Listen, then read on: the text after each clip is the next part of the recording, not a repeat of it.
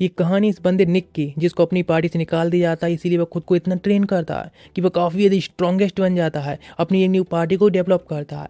लेकिन ये कहानी होती है लेबनन सिटी के अंदर, जो सिटी बहुत सारे एडवेंचर्स होती हैं उनको अट्रैक्ट करती है अपनी तरफ, बिकॉज यहाँ पर ज़्यादा से ज़्यादा मॉन्स्टर मारने के बाद ज़्यादा से ज़्यादा पैसे कमाए जा सकते हैं। इसलिए हमारा मेन कैरेक्टर निक बेबी यहाँ पर एक एडवेंचर ही होता है, जिसके पास एक अच्छी ब्यूटीफुल गर्लफ्रेंड होती है, अच्छी साथी होती हैं, अच्छी एक मोस्ट फेमस गोल भी होती है। लेकिन एक दिन उसको जो फादर होते हैं यानी एरगैस, जो कि उसी गुल्ड के लीडर भी होते हैं, उसके फर्स्ट फादर भी होते हैं, वो उसको उसी गुल्ड से निकाल देते हैं और ये कहकर कि तुम बहुत ज़्यादा राइटस बंदे हो और बहुत ज़्यादा ही ऐसा कुछ करने की ट्राई करो, तुम्हें नहीं करना चाहिए। यदि कोई व्यक्ति हमारे टीम का कोई चोरी कर रहा था अपने फन के लिए, तो तुमने उसको क्यों रोका और तुमने उसको इस गुल्ड से निकालने की कोशिश ही क्यों की, इसी तुम्हें फायर किया जाता है। बताइए, अपनी गर्लफ्रेंड के पास में जाता है और जिसको बताता है कि उसको फायर कर दिया गया है, लेकिन वह गर्ल बहुत ज़्यादा इमोशनल हो जाती है बात सुनकर, लेकिन जस्ट एक नाटक कर रही होती है, बिकॉज वह एक गोल्ड डिगर होती है और वह उस पर ही भड़कने लगती है कि तुम सच में यूजलेस हो, तुम्हें गोल्ड से निकाल दिया गया, तुम अभी ब्रोकन हो चुके हैं, इसीलिए वो उससे ब्रेकअप कर लेती है। एक दिन के अंदर इतने बड़े बड़े दोस्त से झटके लग चुके होते हैं, धोखे मिल चुके होते हैं, इसीलिए एक जगह बैठा हो, लेकिन उसे पता ही नहीं होता है कि उसके ऊपर रेन स्टार्ट हो चुकी है। उसके पास में ब्लू हेयर्स वाली एक गर्ल आती है, जो कि उससे ज़्यादा कुछ बात ना करती, बस अपने एक टिकट देती है और कहती है उसका नाम एग्रे है और वह उसके शो में जरूर आई थी, वह कुछ भी नहीं कर रहा है, यदि फ्री है तो उसको एक बार आना चाहिए। उस टिकट को देखने लगता है, अपना अम्ब्रेला उसको देती है और बाय करके ये कहकर चली जाती है यदि फ्री है तो उसको जरूर आना चाहिए एक बार। नेक्स्ट जब वो उसके शो में पहुंचता है, जस्ट चेक करने के लिए कुछ फ्री में टिकट मिल चुका होता है, तो वहाँ पर देखकर वो उसके शो को सच में काफ़ी ज़्यादा इंटरेस्टेड दिख रहा होता है और उसकी जो मर्चेंडाइज होती है सब तरीके खरीद लेता है, सारे पैसे में उड़ा देता है। एक डाई हार्ट फ्रेंड बन चुका होता है एग्रे का, लेकिन एडवेंचर गोल्ड में दोबारा आ जाता है, जैसे पैसे कमाने के बाद फिर से मर्चेंडाइज को खरीद सके। जहाँ आने के बाद पता चलता है कोई भी उसके साथ में पार्टी नहीं बनाना चाहता है, बिकॉज उसको एक फेमस पार्टी से निकाल दिया होता है। वहाँ एक ग्रे हेयर वाला एक बंदा होता है, जिसको वो बात करने की ट्राई करता है, लेकिन अपनी पार्टी का याद आता है, इसलिए वहाँ से जाने लगता है। लेकिन एक दूसरा मर्चेंट या फिर एक मैजिशियन आता है और उसको अपनी पार्टी में इन्वाइट कर लेता है। इधर आकर वह ड्रिंक कर रहा होता है, एक सस्ती सी बियर ले लेता है और एक टेस्टलेस फूड जो कि उसके पैसों में जो आ सकता है उतना खा रहा होता है, जस्ट अपने पेट को भरने के लिए। जहाँ पर कि और भी सारे लोग होते हैं अपने फूड को एंजॉय कर रहे होते हैं, लेकिन वह तो अपने पास्ट के बारे में सोच रहा होता है जो उसके साथ में हुआ है। अचानक से 3 बंदे आते हैं यहाँ पर, जो कि कोई भी सीट खाली न होने की वजह से वह निक के पास में उसी सीट को शेयर करते हैं। तीनों को देखने बाद सोचता है कि आखिर ये क्या है। गर्ल को देखता है तो पता चलता है वे लग्जरीज काफ़ी अच्छे कपड़े पहनी है, मैजिक बॉन्ड हाथ में, मतलब एक मजीशियन एक नोबल फैमिली से हो सकती है, लेकिन आखिर इस जैसी गर्ल यहाँ पर कर क्या रही है। दूसरे बंदे को देखता है जो कि उसको देखकर एक प्रिस्ट टाइप लग रहा होता है, लेकिन उसके कपड़े, उससे जो स्मेल आ रही होती सेंट की, तो वह कहता है शायद मेरे ख्याल से एक रेड लाइट एरिया से आ रहा है। सच में लगता है मुझे ख्याल से उसको चर्च से निकाल दिया गया है, तो इसलिए टूटा बैठा है। लेकिन जो लास्ट में जो गर्ल होती है एक ड्रैगन गर्ल होती है, उसके पूरे बॉडी पर इतने सारे स्कार्स होते हैं, तो मतलब एक वॉरियर है, बहुत सारी फाइट से गुजर चुकी है। इतनी ज़्यादा फाइट से गुजरने के बाद भी इतनी ज़्यादा डरी हुई सी सेम ही क्यों लग रही है। उनको जो बियर्स होती है उनकी सर्व कर दी जाती है और तभी 4 लोग होते हैं उसके साथ में बैठकर एक साथ बियर पीते हैं और वह चिल्लाता है, मैं ही उस पर कभी भरोसा नहीं करूँगा। सेम ही हो रहा होता है, 4 लोग साथ में ये बात चिल्ला रहे होते हैं, जो कि काफ़ी एक ऑकवर्ड सिचुएशन और काफ़ी डिफरेंट माहौल बन जाता है। तो सोचते हैं शायद उन लोगों की जो स्टोरी है लगभग सिमिलर है, इसीलिए सभी लोग अपनी अपनी स्टोरीज को शेयर करना पसंद करते हैं। पहले वह गर्ल होती है, अपनी स्टोरी बताना स्टार्ट कर दिया कि वे एक सबसे प्रेस्टीजियस अकेडमी की एक टॉप स्टूडेंट हुआ करती थी, जिसमें कि सबसे ज़्यादा फेमस थी। एक दिन अपनी ट्रेनिंग करने के बाद जब एक कैफ़े के अंदर गई थे, रेस्ट करने के लिए, तो वहाँ पर उसका जो फियोंसे होता है बैठा मिल जाता है, इसीलिए वो उसके साथ में अपनी बात करना स्टार्ट कर देती कि आज सच में उसका जो न्यू मैजिक था उसकी वजह से टीचर भी उतनी कितनी ज़्यादा सराहना कर रहे थे। लेकिन वह फियोंसे वह सच में एक डम्बैस होता और कुछ नहीं, एक लूजर की तरह। वो उससे कहता तुम केवल अपनी तरह ही कह सकते हैं, अभी सेल्फ इम्पोर्टेंट व्यक्ति हो, तुम इस तरह से केवल बकवासी करती हो और कुछ नहीं। इस बात पर के पास में जो गर्ल बैठी होती है वह भी कहते हैं हाँ बिल्कुल, तुमने टीचर को जरूर सिड्यूस किया होगा, तुम्हारी फैमिली काफ़ी बड़ी है, इसलिए उन्होंने पैसे देकर तुम्हारे जो मार्क्स हैं बढ़ाए होंगे। लेकिन उसको एक मौका भी नहीं दिया जाता है कि शायद वह कुछ कह सके, अपने आप को साबित कर सके, लेकिन उससे पहले उसके साथ में ब्रेकअप कर लेता है। That's good. और इस तरह के धोखे की बाद वह भी अपने फादर से परमिशन लेती है और अकेले ही जर्नी पर निकल जाती है ट्रेवल करने के लिए। जब वह काम ढूंढने की ट्राई कर रही होती है तो कोई भी उसको काम देने के लिए तैयार नहीं होता है, बिकॉज वे एक काफ़ी बड़ी फैमिली से लग रही होती है। अचानक से उसे एक एडवर्टाइजमेंट मिलती है जो कि गैम्बलिंग की होती है, जहाँ पर वह भी जाकर गैम्बलिंग करने की ट्राई करती है और बार बार करने के बाद इतनी ज़्यादा ब्रोकन हो जाती है कि रेंट पे करने के लिए पैसे नहीं होते हैं, इसलिए वे एडवेंचर गोल में जाने लगती है, जिससे कि वहाँ पर कोई एडवेंचर मिल जाए तो उसके साथ पार्टी बना सके। लेकिन वहाँ एक बंदा तो मिलता है, लेकिन वो उसके चेहरे को देख के डर जाता है कि शायद वह एक भयानक है। अभी भी प्रेजेंट पे बैठे होते हैं स्टोरी के बाद। नेक्स्ट दिखाया था प्रिस्ट अपनी स्टोरी बताना स्टार्ट करता है कि उसका नाम जैम है और वह एक छोटी सी विलेज में रहता था, जहाँ पर वह एक हीलर था और लोगों को हील करना पसंद करता था। उसके पास एक गर्ल भी थी जो कि उसकी काफ़ी हेल्प करती थी उसको हर्ब को इकट्ठा करने में, और वह उसको काफ़ी अच्छे से ट्रीट भी किया करता था और वह भी सेमी थी। वो उसकी हेल्प के लिए कुछ पैसे भी दिया करता था, जिससे कि जस्ट हेल्प के लिए। लेकिन वह उसको तुरंत ही प्रपोज कर देती है एक रात, ये कहकर कि उसे पसंद करती है, वह उसे डेट करे। लेकिन वो उससे रिजेक्ट ये कहकर कर देता है बिकॉज एक प्रिस्ट है, इसलिए वह सिंगल ही रहेगा, किसी के साथ में डेट नहीं कर सकता है। और वैसे डेट करने के लिए भी उसकी एज वह काफ़ी अधिक कम है। इस बात से वह बहुत ज़्यादा ही रोने लगती है और टूट जाती है, वहाँ से भाग जाती है। नेक्स्ट डे जब वह पेशेंट्स को देख रहा होता है तो वहाँ पर कुछ सोल्जर्स आते हैं और जो कि उसके पकड़ के वहाँ से ले जाने लगते हैं। लेकिन वह सामने उसी गर्ल को देखता है तो उसको बात करने की ट्राई करता है कि उसे क्या हुआ, लेकिन वह समझ जाता है कि ये सब उसी का है। उसने रात उसको मना कर दिया, इसीलिए इतनी ज़्यादा हर्ट हुई कि उसने उसको हरेसमेंट का केस लगा दिया है और उसके सारे जो पैसे थे वो ये कहकर फेंक देती है ये पैसे उसने बस चुप रखने के लिए उसे दिए थे। इसके बाद उसे गिरफ्तार कर लिया गया, 3 महीनों तक उसको जेल में रखा गया और उसके बाद जब उसे निकाला गया तो उसको पूरे राज्य से ही या फिर सिटी से ही निकाल दिया गया, जिसके बाद कभी वापस नहीं जा सकता। लेकिन वहाँ से आने के बाद एक लेडी के पास में आया होता है और जो कि एक रेस्टोरेंट टाइप चला रही होती है, एक छोटा सा ढाबा कह सकते हैं, जहाँ पर वो उसको बहुत अच्छे से ग्रीट करके उसे वेलकम करती है। लेकिन उसके बैक में पेन होता है तो वह उसे हील करने का फैसला करता है और पूरी रात सेम बेड पर उसी के साथ में बिताता है और उसको हील कर देता है। वह उठने के बाद उसे थैंक्स कहती है और कहती है मेरे ख्याल से तुम एक काफ़ी अच्छे पर्सन हो, तुम्हारे साथ में जो हुआ वो पास्ट का मुझे कुछ नहीं पता है, लेकिन आगे से तुम्हें शायद लेवरेंस सिटी जाना चाहिए, जहाँ पर कि तुम अपनी एक एडवेंचर के तौर पर जर्नी स्टार्ट करनी चाहिए। जहाँ पर उसको क्लीन क्लॉथ, एक बुक और एक बॉन्ड भी देती है, लेकिन उन सबको भी एक्सेप्ट नहीं करना चाहता है। तो वह कहती है ये उसकी एक फ्रेंड की है जो कि वह एडवेंचर हुआ करता था, लेकिन अभी ये सब मेरे काम के नहीं, इसलिए तुम्हें एक्सेप्ट करना चाहिए। वह सेम कर लेता है और इसीलिए अब वह इसी टीम में आ गया। लेकिन अब इन सब की बात नेक्स्ट बची होती केवल वह रेड हेयर यहाँ पे कहते हैं ड्रैगन गर्ल, जिससे पूछ लिया कि तुम्हारे पास्ट क्या है तो वह कहने लगती है और शॉक्ड होती है कि उसकी काफ़ी प्रीसियस चीज़ थी, उसको चुरा लिया गया। तो सब लोग सोचने लगते हैं शायद उसकी वर्जिनिटी, इसीलिए सब लोग ब्लश कर रहे होते हैं, थोड़ा सेम से दिख रहे होते हैं। नेक्स्ट भी और भी ड्रिंक करते हैं। कुछ ड्रिंक करने के बाद नेक्स्ट जब उनकी आंखें खुली होती हैं तो एक रूम के अंदर होते हैं। तो यहाँ पर टियारा बताती है उसका रूम है, इसीलिए अब तुम यहाँ से जा सकते हो सभी के सभी। सब लोग जब जा रहे होते हैं तो निक सबको रोकता है और कहता है रुको जरा, क्यों ना हम सभी लोग साथ में मिलकर ही एक पार्टी ज्वाइन करें, बिकॉज हम लोग इस तरह से सब लोगों से धोखा मिल चुका है, इसलिए सब लोग हम लगभग सिमिलर हैं, इसलिए हम लोगों को साथ में मिलकर एक पार्टी बनाना चाहिए जिससे आप इतना खर्चा निकाल सकते हैं कि अपने रहने का, खाने पीने का सब निकाल सकते हैं। 4 लोग ही मान जाते हैं, पहुंच जाते हैं एडवेंचर फील्ड में अपने आप को एक पार्टी के तौर पर साइन करने के लिए, जहाँ पर ओल्ड लेडी मान जाती, लेकिन मैं निक को देखकर पहचान लेती ये तो वही मोस्ट फेमस गोल्ड का एक एडवेंचर है जिसको अब निकाल दिया। लेकिन उसका नाम तो सच में काफ़ी फेमस होता है। वह बताती एक लौता था जो कि एक सील्ड डंजन के अंदर गया और अकेला सर्वाइव करके वापस आया था, यानी वह काफ़ी फेमस तो रह चुका है पहले भी अपने दम पर भी। नेक्स्ट लोग वापस आ जाते हैं, यहाँ पर निक कहता है हम लोगों की पार्टी साइन हो गई है, लेकिन हम लोगों को कभी ना कभी किसी न किसी द्वारा बहुत बड़ा धोखा मिल चुका है, इसीलिए हम ये दोबारा ना हो, हम कुछ रूल्स को सेट कर लेते हैं। लाइक कोई भी एक दूसरे की लाइफ में इंटरफेयर नहीं करेगा, पैसे सभी में बराबर बटेंगे, कोई किसी को कुछ मना नहीं करेगा, किसी की कुछ नहीं, बराबर बटेंगे। नेक्स्ट सभी लोग को सर्वाइव करके आना है हर एक मिशन के दौरान, यही सबसे ज़्यादा पीसेस चीज़ है। नेक्स्ट वे लोग पहुंच जाते हैं जी रैंक डंजन में, बिकॉज उनको अपनी रैंक को हाई करना होगा, तो जी रैंक डंजन के बॉस को तो मारना होगा। और वैसे जेम और टियाना दोनों लोगों ने कभी भी डंजन में नहीं गए, इसीलिए उनके लिए फर्स्ट टाइम है, तो जरूरी भी एक्सपीरियंस कराना। नेक्स्ट वो बताने लगता है स्लाइम मॉन्स्टर के बारे में, जिसको किस तरह से मारा जाता है, उनकी जो कोर को निकाल लिया जाता है। इसीलिए सभी लोग होते हैं नेक्स्ट फ्लोर की तरफ जाने लगते हैं और हंसी मजाक कर रहे होते हैं, बातें कर रहे होते हैं। अब बेचारे तो एक दूसरे से काफ़ी कंफर्टेबल हो चुके होते हैं। नेक्स्ट जो स्लाइम्स को मार रहे होते हैं तो टियाना कहती है तो काफ़ी ईजी है, वह और भी स्ट्रॉन्गेस्ट मॉन्स्टर को मार सकते हैं, बिकॉज पहले वह कुछ गॉब्लिन्स वगैरह को भी मार चुकी है। लेकिन अचानक से एक स्लाइम्स उसका पैर सनकता है और चेहरे पर आकर भी एक स्लाइम गिरता है। निक कहता है उसको थोड़ा और भी ध्यान देना चाहिए। बेतावी देखती है ऊपर की तरफ तो एक स्लाइम लटका होता है, इसीलिए वो उसको खत्म करने के लिए गुस्से में अपने आइस से अटैक कर देती है। लेकिन जब आइस में से अटैक कर रही होती है तो वह अटैक एक्सीडेंटली कह सकते हैं पहुंच जाता है कैरन की तरफ, जिसको अपनी शॉट से ब्लॉक कर लेती। तो वह माफ़ी मांगने की ट्राई करती कि उस पर अटैक नहीं कर रही थी, लेकिन कैरन करती है कि मैंने तुम पर बस भरोसा करने की ट्राई कर रही थी, लेकिन तुमने ये क्या किया। इस तरह से भी दोनों साथ में तो होते हैं लेकिन एक साथ बात भी नहीं कर रहे होते हैं। ये सिचुएशन काफ़ी ऑकवर्ड होती जा रही होती है, लेकिन उनकी पार्टी आगे कंटिन्यू करती करती आखिरकार बॉस रूम तक पहुंच चुकी होती है, जहाँ पर एक पिंक स्लाइम होता है बॉस लेवल का। वे लोग कहते हैं हमें इसको खत्म करना होगा।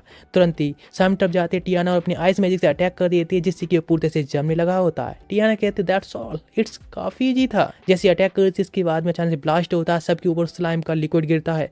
सब लोग पूरी तरह से साफ करने के लिए नदी किनारे आ जाते हैं और कहते हैं ये क्या हो गया तुम्हारी वजह से।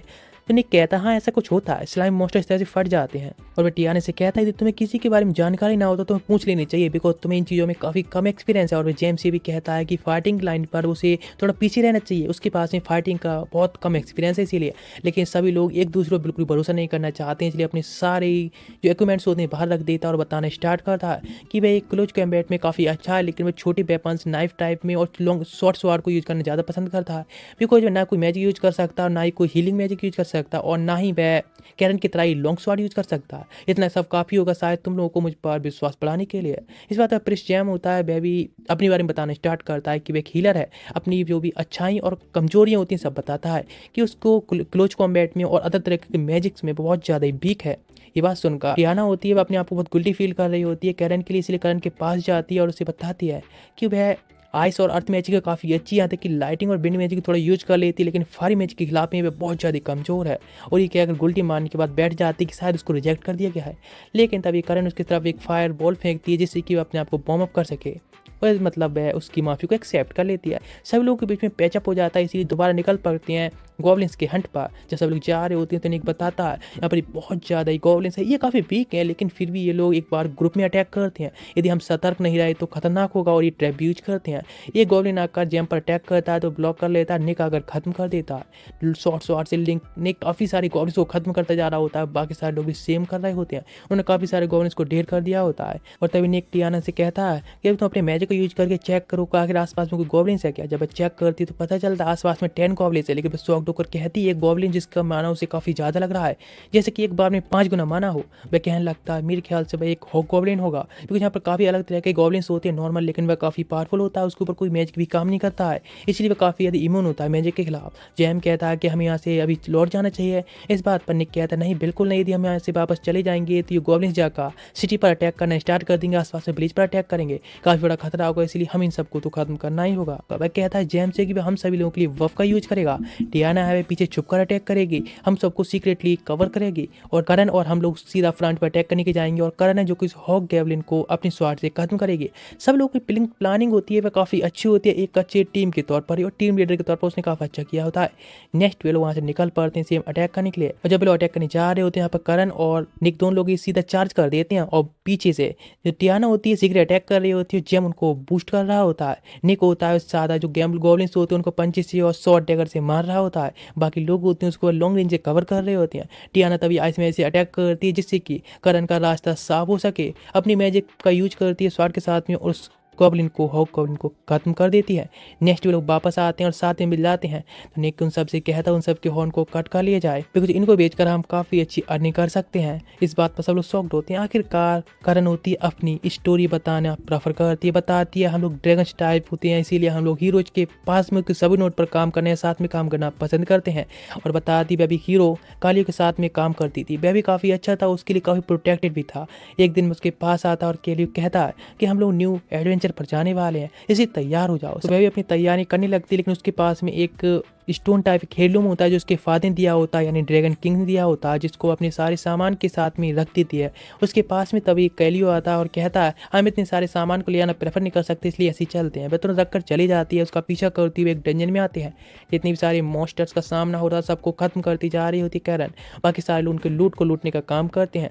और तभी वो कहते हैं यहाँ का बॉस को भी हमको हराना होगा जो कि स्नेक होता है, जिसके बारे में कैलियो अपना प्लान बताता है कि सामने तरफ एक पॉट के अंदर वो बॉस है, तुम जाकर उस पर अटैक करोगी, यदि वह बार बार अपने आप को बचाने के लिए उस पॉट के अंदर के भी हार्ड हो सकता है, लेकिन तुम्हें उसके ऊपर अटैक करते ना होगा, उसको कमज़ोर करके हम साथ में भी तुम्हारे सपोर्ट के लिए आ जाएंगे। सेम जाकर वह हिट करती है तो स्नेक बाहर आता है, लेकिन वो उसके ऊपर अटैक कर देता है दूसरे साथी मैजिक से, जिससे वह अपने आप को चार्ज करने लगता है और अटैक करने के लिए। ये देखकर करण पूछती है कि कैलियो इसके बारे में बताओगे क्या है, तो वे कहने लग चिंता ना करने के लिए, बिकॉज सब कुछ नॉर्मल है। इस बात पर भरोसा करके वह भी अपनी स्वाड से अटैक करने को जाते हैं, लेकिन बाकी सारे लोग बस देख रहे होते हैं, उसकी हेल्प के लिए नहीं जाते हैं। तो आखिरकार वह अपनी एक मैजिकल पॉइजन ब्रीथ से अटैक करता है, जिससे वहीं पर वह ढेर हो जाती है।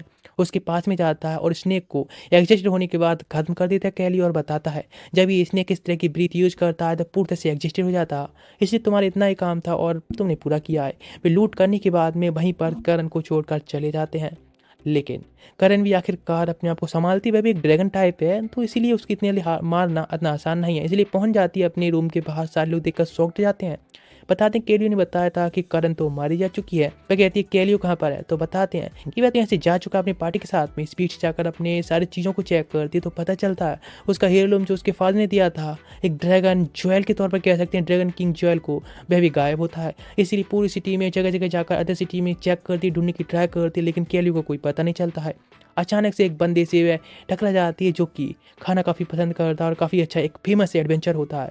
जिस तरह का खाना वह ट्राई कर रहा होता है उस तरह के सारे खाने को वह भी ट्राई करती है। कितना भी स्पाइसी कैसा भी हो, तो एक चीज़ तो समझ जाती है, असली ज़िंदगी है वह खाना खाने में भी अलग ही लेवल की होती है।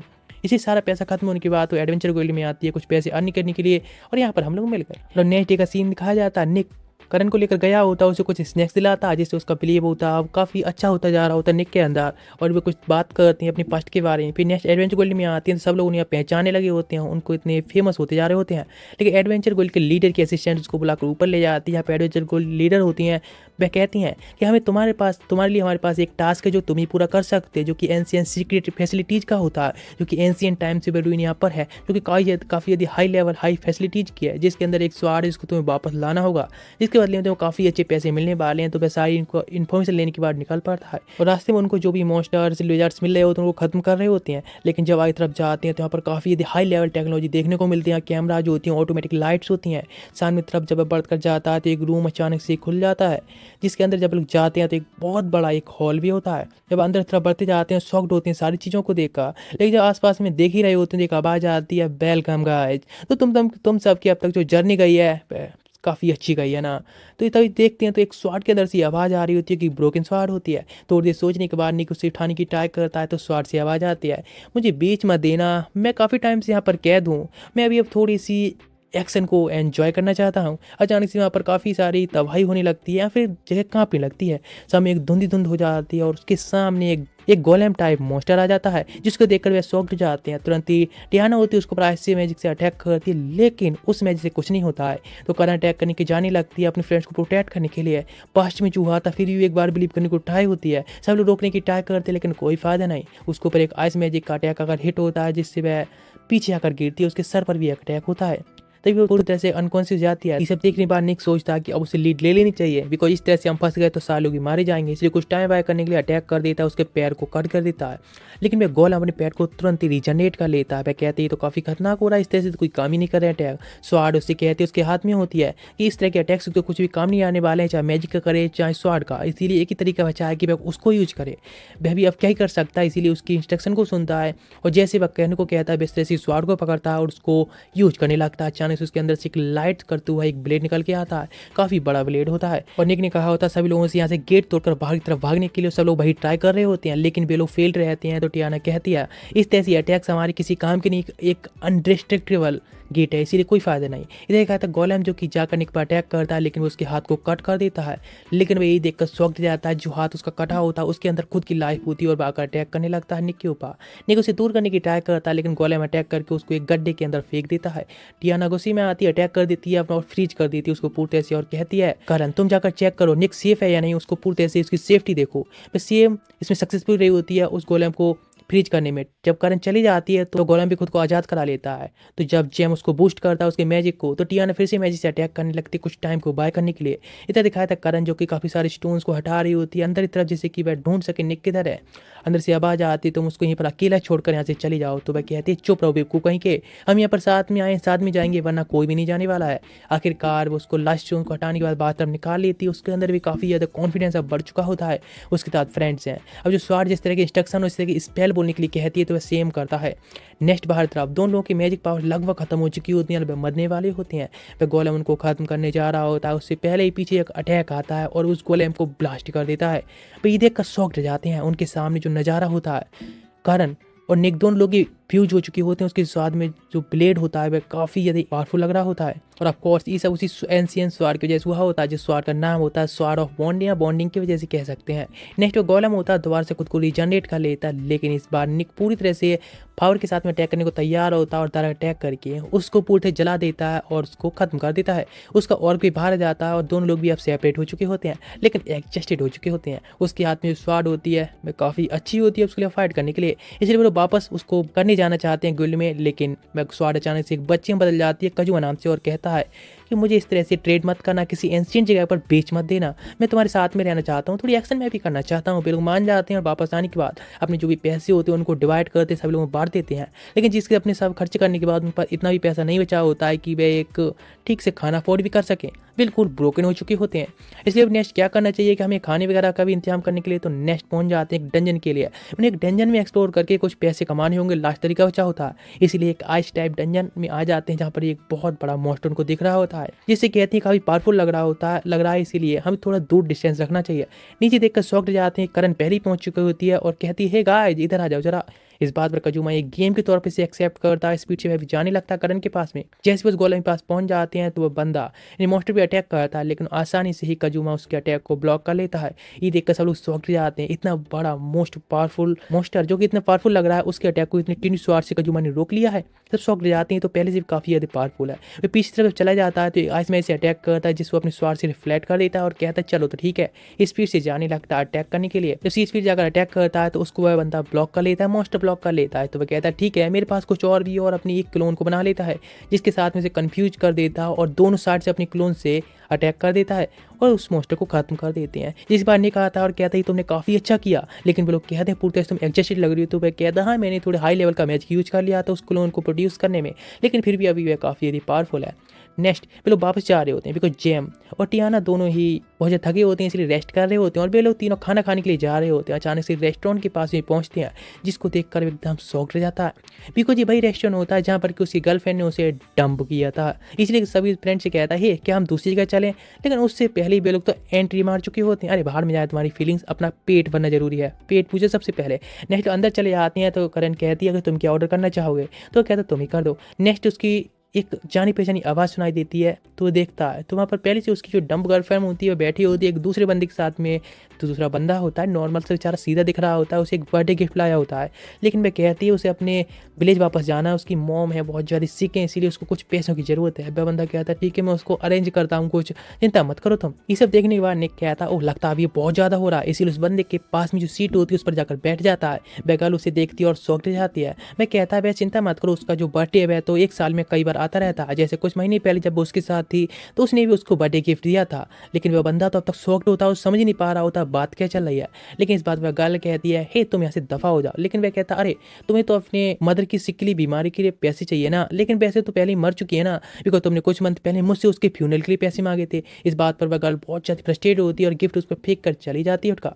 लेकिन निक उससे कहता है इस तरह से टूटो मत, लाइफ बहुत बड़ी है, मैंने तो बस तुम्हें बचाया है, और गिफ्ट वापस कर देता है। जब बैठे होती हैं तो एक टाइगर गाय वहाँ पर आता है, उसके ऊपर एक बाइन डाल देता है। मैं कहने लगता हाँ मुझे पता ही था उस गिल्ड डिगर के साथ में एक बंदा और तुम जैसे लोग तो मुझे बदला लेने जरूर आओगे। लेकिन वह बंदा उस पर भड़कने लगता है और कहता हाँ बिल्कुल तुम्हारी हिम्मत कैसे उसको इस तरह से ट्रीट करने की। वह कहता आओ मैं गोल्ड डिगर से अब बात नहीं करता हूँ। ये बात सुनकर तो वो और ज़्यादा गुस्से में आ जाती है और वह कहता है इस चीज़ को बाहर सेटल करते हैं, इसलिए बाहर तरफ निकल जाते हैं अकेले में। जब फाइट के लिए तैयार होता है निक उस बंदे के साथ में, तो टाइगर गाय कहता है अरे नहीं रहने दो, मुझे तुम्हें फाइट नहीं करनी, बल्कि मैं तुम्हें जानता हूँ, तुम भी इस तरह से पैसे कमा रहे हो ना, काफ़ी अच्छा कर रहे हो। वैसे मैं भी अपनी गिल्ड के साथ में मिलकर लोगों को लूटता रहता हूँ, उनको आराम से लूटते हैं और कुछ नहीं, तो इसीलिए तुम भी सेम ही कर रहे हो, अपनी न्यू गिल्ड बना ली, उसको जब लूट लोगे तो मुझसे आ जाना, हम लोग साथ ही मिलकर पार्टी बना सकते हैं, हम लोगों का काम बिल्कुल सिमिलर ही तो है ना। जब ये सब करने की ट्राई कर रहा होता है तो उसको तुरंत एक पंच मारकर दूर फेंक देता है टाइगर गाय। ये बस उनको बहुत फ्रस्ट्रेट और गुस्से में आता है और अटैक करने के लिए अपनी स्वार निकाल देता है। लेकिन निक होता है इस चीज़ से काफ़ी गुस्से में होता है कि उसकी पार्टी को उसने धोखे देने की बात ही कैसे की, इसीलिए तुरंत ही जैसे अटैक करने जाता है उसको नीचे ग्राउंड पर पिन कर देता है अटैक के साथ में। पीछे से एक बंदा एक गर्ल आती है जो कि मैजिक से अटैक कर देती है। वह कहता है ओ ये तो सेम गिल्ड से ही है, लेकिन ये पीछे से करण आ जाते हैं और मैजिशियन को अपनी पूंछ से पकड़ लेती है, और जिस वजह से अब दोनों लोग दो पार्टी से दो लोग आ चुके होते हैं। लेकिन जैसे ही वह बंदा टाइगर मैन अटैक कर जाने को होता है उससे पहले ओल्ड लेडी आ जाती है, उन लोगों को रोक देती है और कहती है फाइट करने की ट्राई करोगे तो अभी कभी गार्ड्स को बुला लूंगी। लेकिन वह तुरंत ही निक को चैलेंज कर देता है एक अरीना में एक 1-to-1 डुअल के लिए, जो कि मैथमेटिक डुअल होता है। उस गेम के मैं कुछ नियम्स बता देता हूँ। ये गेम काफ़ी फेमस है, लोगों के बीच में एडवेंचर से आसानी से खेलते रहते हैं। इनमें दोनों टीम के एक एक बंदे को चूज किया जाता है जो कि अपनी टीम की तरफ से मैथमेटिक की प्रॉब्लम सॉल्व करने के लिए आमने सामने बैठते हैं। यदि एक बंदा सॉल्व कर लेता पहले में और ज़्यादा नंबर लाता है तो वह बंदा दूसरी पार्टी के बंदे को डायरेक्ट हिट कर सकता है मैच के दौरान। यदि सेम ऐसा होता रहेगा तो एक दूसरी पार्टी जीतेगी, वैसा करता रहेगा। इसलिए ओल्ड लेडी होती है, एक बॉक्स लेकर आती है जिसमें कि जिस बंदे का नाम आएगा दोनों पार्टीज में से वही उनकी पार्टी से निकल के आएंगे और सामने डुअल करने वाले मैथमेटिक के लिए। निक की टीम से करण का नाम आ जाता है मैथमेटिक की प्रॉब्लम सॉल्व करने के लिए, जिससे कि निके जाकर डुअल करेगा। लेकिन करण की मैथमेटिक इतनी ज़्यादा बेकार होती है कि कुछ नहीं कह सकते, इसीलिए एक बस कैजुअल टेस्ट लिया जाता है कि वह कितनी अच्छी मैथ जानती है, जिसमें करीब 20% ही उसके क्वेश्चन ठीक होते हैं, बाकी सब तो वह बेसिक्स के अलावा और कुछ नहीं जानती है। इसी लोगों की हेल्प से वह अपनी प्रॉब्लम को सॉल्व करना सीख रही होती है। बाकी सारे लोग होते हैं जो टाइगर गैंग होती है उसके ऊपर रिसर्च कर रही होती है, जिनसे उन्हें इन्फॉर्मेशन मिलती है कि वे लोग चीटर्स के अलावा और कुछ नहीं, उन्होंने हर एक व्यक्ति को चीट किया है जो वो उनके आसपास में भी आए हैं। वे लोग कुछ मैजिक क्रिस्टल का यूज करते हैं जो कि एक दूसरे से टेलीपैथी द्वारा कम्युनिकेट करते हैं। जो दूर बंदा बैठा होता है उन सभी क्वेश्चन के आंसर बताता जाता है और वे लोग इस तरह चीटिंग से जीत जाते हैं। इस बात पर तो वह बिल्कुल ही टूट जाते हैं। करण की एक तो मैथमेटिक्स ही एकदम घटिया है, ऊपर से आप लोग चीटिंग भी करने वाले हैं, इसीलिए इनकी तो पूरी तरह से हार होने वाली है। लेकिन निक के पास एक आइडिया होता है, वह कहता है चिंता मत करो, मेरे पास एक आइडिया, इसलिए हम उसकी प्लान के अकॉर्डिंग चलेंगे तो आसानी से हम जीत जाएंगे। यदि निक कह रहा है तो सब लोग ही मान लेते हैं। नेक्स्ट डे अरीना का टाइम दिखाया जाता है जहाँ पर करण और सामने तरफ जो गर्ल बैठी होती है वह निक की एक्स गर्लफ्रेंड होती है। दोनों के लिए पेपर्स दे दिए जाते हैं करने के लिए, लेकिन इधर दिखाया जाता है निक का और वह टाइगर मैन दोनों लोग एक दूसरे पर पंचेस मार रहे होते हैं, लेकिन बस हवा में एक दूसरे को टच भी नहीं कर पा रहे होते हैं। करण अपने सब क्वेश्चन को देखकर सोचती है सब तो वही है जो उसने प्रैक्टिस भी की है, लेकिन सामने गर्ल होती है ब्लॉन्डी, वह कहती है तो मेरे सामने नहीं जीतने वाली, और दोनों लोग आसानी से काम करना स्टार्ट कर देते हैं। स्टार्टिंग में करण काफ़ी अच्छा वर्क कर रही होती है, नंबर आते हैं तो जिसमें करीब 98 और 86 होते हैं। इस वजह से करण हार चुकी होती है और अब नंबर पहुंच चुका होता है निक के ऊपर, जिसको एक पंच लेनी होती है और उसके पेट पर टाइगर मैन अटैक कर देता है, जिससे वह ढेर हो जाता है। नेक्स्ट करण सोच रही होती है सब उसके जैसे हो रहा है, इसे दूसरा पेपर होता है दोनों को दे दिया जाता है। दोनों फिर से काम करना स्टार्ट करते हैं। इधर निक और टाइगर मैन दोनों ही पंचेस से फाइट करना स्टार्ट कर रहे होते हैं, लेकिन वह डॉज करते जा रहा होता है हर एक पंचेस से। इस बार भी रिजल्ट सेम आता है और करण होती है हार चुकी होती है, इसलिए एक और मौका मिलता है तो टाइगर मैन अटैक कर देता है निक के फेस पर। करण होती है उससे माफी मांगने लगी होती है बिकॉज ये सब उसकी वजह से हो रहा है, बिकॉज इस पंच के साथ में उसको ब्लीडिंग भी होने लगी होती है, लेकिन वो उससे कहता है चिंता ना करने के लिए, उसे भरोसा है कि नेक्स्ट राउंड में जरूर जीतने वाला है। लेकिन करण भी इस बात को सुनकर थोड़ा एक्साइटेड हो जाती है और अपने क्वेश्चंस को सॉल्व करना स्टार्ट कर देती है। लेकिन ये सब देखने के बाद भी टियाना सर्च कर रही होती है कि मैजिक वगैरह के कॉन्टैक्ट कर रही है, लेकिन पता चलता है अब तक कोई भी कॉन्टैक्ट करने की ट्राई नहीं कर रहा है। मतलब उनको भरोसा है कि आसानी से वे करण को हरा सकते हैं, इसीलिए वे लोग अभी कोई भी चीटिंग करने की ट्राई नहीं कर रहे हैं। लेकिन इस तरह से चलता रहा तो शायद करण तो पूरी तरह से हारने वाली है, या फिर वह देखती है अब क्या नेक्स्ट। तभी सब लोगों को अटेंशन अपनी तरफ लाती है और कहती है मैं सच में काफ़ी बोर हो रही हूँ इस तरह की मैच से, तुम लोग नहीं समझते हो गाइस, क्यों नहीं एक बार में सबको उनको आंसर शीट दे दी जाए और वे लोग अपने आप एक बार में खत्म करके रहें, जो जीते जो हारे देखा जाएगा। ये बात सुनकर सब लोग तैयार हो जाते हैं और सेम किया भी जाता है, उनको एक बार में पेपर्स दे दिए जाते हैं और सभी इसको एक बार में सॉल्व करने के लिए कहा जाता है। ये सच में काफ़ी अच्छा होता है, लेकिन एक बहुत बड़ा गैम्बल भी होता है, बिकॉज करण की मैथमेटिक्स इतनी अच्छी नहीं होती, लेकिन उसकी स्पीड काफ़ी अच्छी होती है। जो भी जानती है वह आंसर शीट को भरना जरूर जानती है। जिस तरह से वह कर रही होती है उसको देखकर वह गर्ल होती है काफ़ी शॉक्ड जाती है, उसकी स्पीड काफ़ी ज़्यादा है। वह सोचती है खुद भी इन सबको हल कर सकती है, लेकिन वे इतनी फास्ट नहीं कर सकती, इसीलिए अपने फ्रेंड से हेल्प करने के लिए टेलीपैथी द्वारा कॉन्टैक्ट करती है उस मैजिक क्रिस्टल से, जो कि दूसरी तरफ एक कैलकुलेटर से उसके सारे क्वेश्चन सॉल्व कर रहा होता है। टियाना भी अब महसूस कर लेती है मैजिक माना कहाँ से आ रहा है, इसीलिए वो दूर से पहचान लेती है और नेक्स्ट में जैम और कजुमा के साथ वहाँ से निकल जाते हैं और उसी टावर पर पहुंच जाते हैं जहाँ पर बंदा कैलकुलेशन कर करके सारे क्वेश्चन बता रहा होता है। इधर एलन को कुछ महसूस होता है कि शायद कुछ तो गड़बड़ है, इसीलिए वह कुछ ट्राई करता है जैसे कि वह सतर्क कर सके उस ब्लॉन्डी को, लेकिन कोई फायदा नहीं। इसके ऊपर नेक अटैक करता है, उसको डिस्टर्ब करता रहता है, लेकिन वे लोग जाकर आसानी से उसके थर्ड पार्टी को भी पकड़ लेते हैं। इधर वह गर्ल होती है बहुत ज़्यादा फ्रस्ट्रेट हो जाती है कि शायद कुछ गड़बड़ है। नेक्स्ट वे लोग उस बंदे को भी पकड़ कर ले आए होते हैं और जिसके बाद में जो गुल लीडर होती है आसानी से उस टेलीपैथी द्वारा मैजिक क्रिस्टल को देखकर समझ आती है कि क्या चल रहा है, इसलिए डिस्क्वालीफाई कर दी थी एलन की टीम को, टाइगर गैंग को। उनको गार्ड द्वारा पकड़ा दिया जाता है। और अभी नेक्स्ट शाम टाइम पे लोग आए होते हैं रेस्टोरेंट में जहाँ पर कि सेलिब्रेट करने के लिए, बिकॉज अभी इस मैटर को वे जीत चुके होते हैं, डुअल को जीत चुके होते हैं। लेकिन टियाना बताती है हम लोगों ने काफ़ी अच्छा पैसे एक्स्ट्रा कमा लिया है, इसलिए हमें थोड़ा कसिनो घूम कराना चाहिए। इस बात पर कजुमा भी कहता है उसको एक स्पेशल टाइप की आइसक्रीम चाहिए जो कि केवल उसी कसिनो में मिलती है, इसीलिए वे लोग वहाँ से चले जाते हैं। टियाना अपने गैम्बलिंग के लिए बैठ जाती है एक टेबल के ऊपर, लेकिन कजुमा तो अपनी लाइन में लगा होता है आइसक्रीम लेने के लिए, जहाँ पर वो काफ़ी सारे कॉइन्स के साथ में खेल रही होती है। लेकिन पता चलता है कजुमा को उसके लाइन में लगने से पहले आइसक्रीम खत्म हो चुकी है, इसलिए निक से कहता है चलो हम वापस चलते हैं, हमारे यहाँ पर कोई भी काम नहीं बचा है। तो निक कहता है हमें थोड़ा गैम्बल देख लेना चाहिए, आखिर ये लोग कैसे खेलते हैं। दिखाया जाता है जिससे टियाना खेल रही होती है, सामने तरफ एक बंदा खेल रहा होता है जो कि उस पीछे लेडी होती है उसके पैसे से खेल रहा होता है। अचानक से बहुत सारे लोग भाग कर आ रहे होते हैं, बिकॉज उनके पीछे एक बहुत बड़ा टाइगर पड़ चुका होता है। सारे गार्ड्स को वह खत्म कर देता है एक हाथ के साथ में। वह तभी टियाना के पास जाकर कहता है निक किधर है। उसको देखकर तुरंत पहचान लेती है बंदा कोई और नहीं एलन है, वही टाइगर मैन जो कि अब इस तरह से ट्रांसफॉर्म हो गया है। वह कहता है निक की लोकेशन अभी कभी बता दे। प्रिजन में जाने के बाद उसको इतना टॉर्चर किया गया था, उसने जो भी किया था उसके जैसे, लेकिन एक स्वाड किसी ने पहुंचा उसके पास में, तो स्वाड के जैसे वह खुद को पावर यूज करने की ट्राई करता और इस तरह से वह टाइगर में बदल गया। और जिसके बाद में यहाँ पर अपनी हेटर के साथ में निक से बदला लेने आ गया। इस वजह से निक की लोकेशन पूछ रहा होता, लेकिन अभी भी टियाना उसको लोकेशन के बारे में कुछ बताने के लिए बिल्कुल तैयार नहीं होती है, इसीलिए अपनी स्मोक को बस करना जारी रखती है। तो थोड़ा कंफ्यूज जाता है, अटैक करता है, लेकिन वह एक लाइटर के साथ में अटैक करती है जो कि थोड़ी इलेक्ट्रिक मैजिक यूज करता है और वहाँ से भाग जाती है। उस लेडी को भी लेकर जिसके साथ भी गैम्बल भी खेल रही थी, लेकिन वह तो उसका पीछा करता है, उसके ऊपर एक टेबल फेंक देता है जिससे वहीं पर ढेर हो जाते हैं। जैसे भी उसके सामने तरफ आ रहा होता है उस पर अटैक कर सके। टियाना सोचती है अब कुछ नहीं कर पाएगी, लेकिन दूसरा बंदा होता है वह ब्लू हेयर वाली गर्ल को बचा लेता है। जैसे भी अपने स्वार से अटैक करने जा रहा होता है टियाना के ऊपर, तभी वो बीच में आ जाता है निक और उसका अटैक को ब्लॉक कर लेता है अपनी ही मैजिक ब्लेड के साथ में।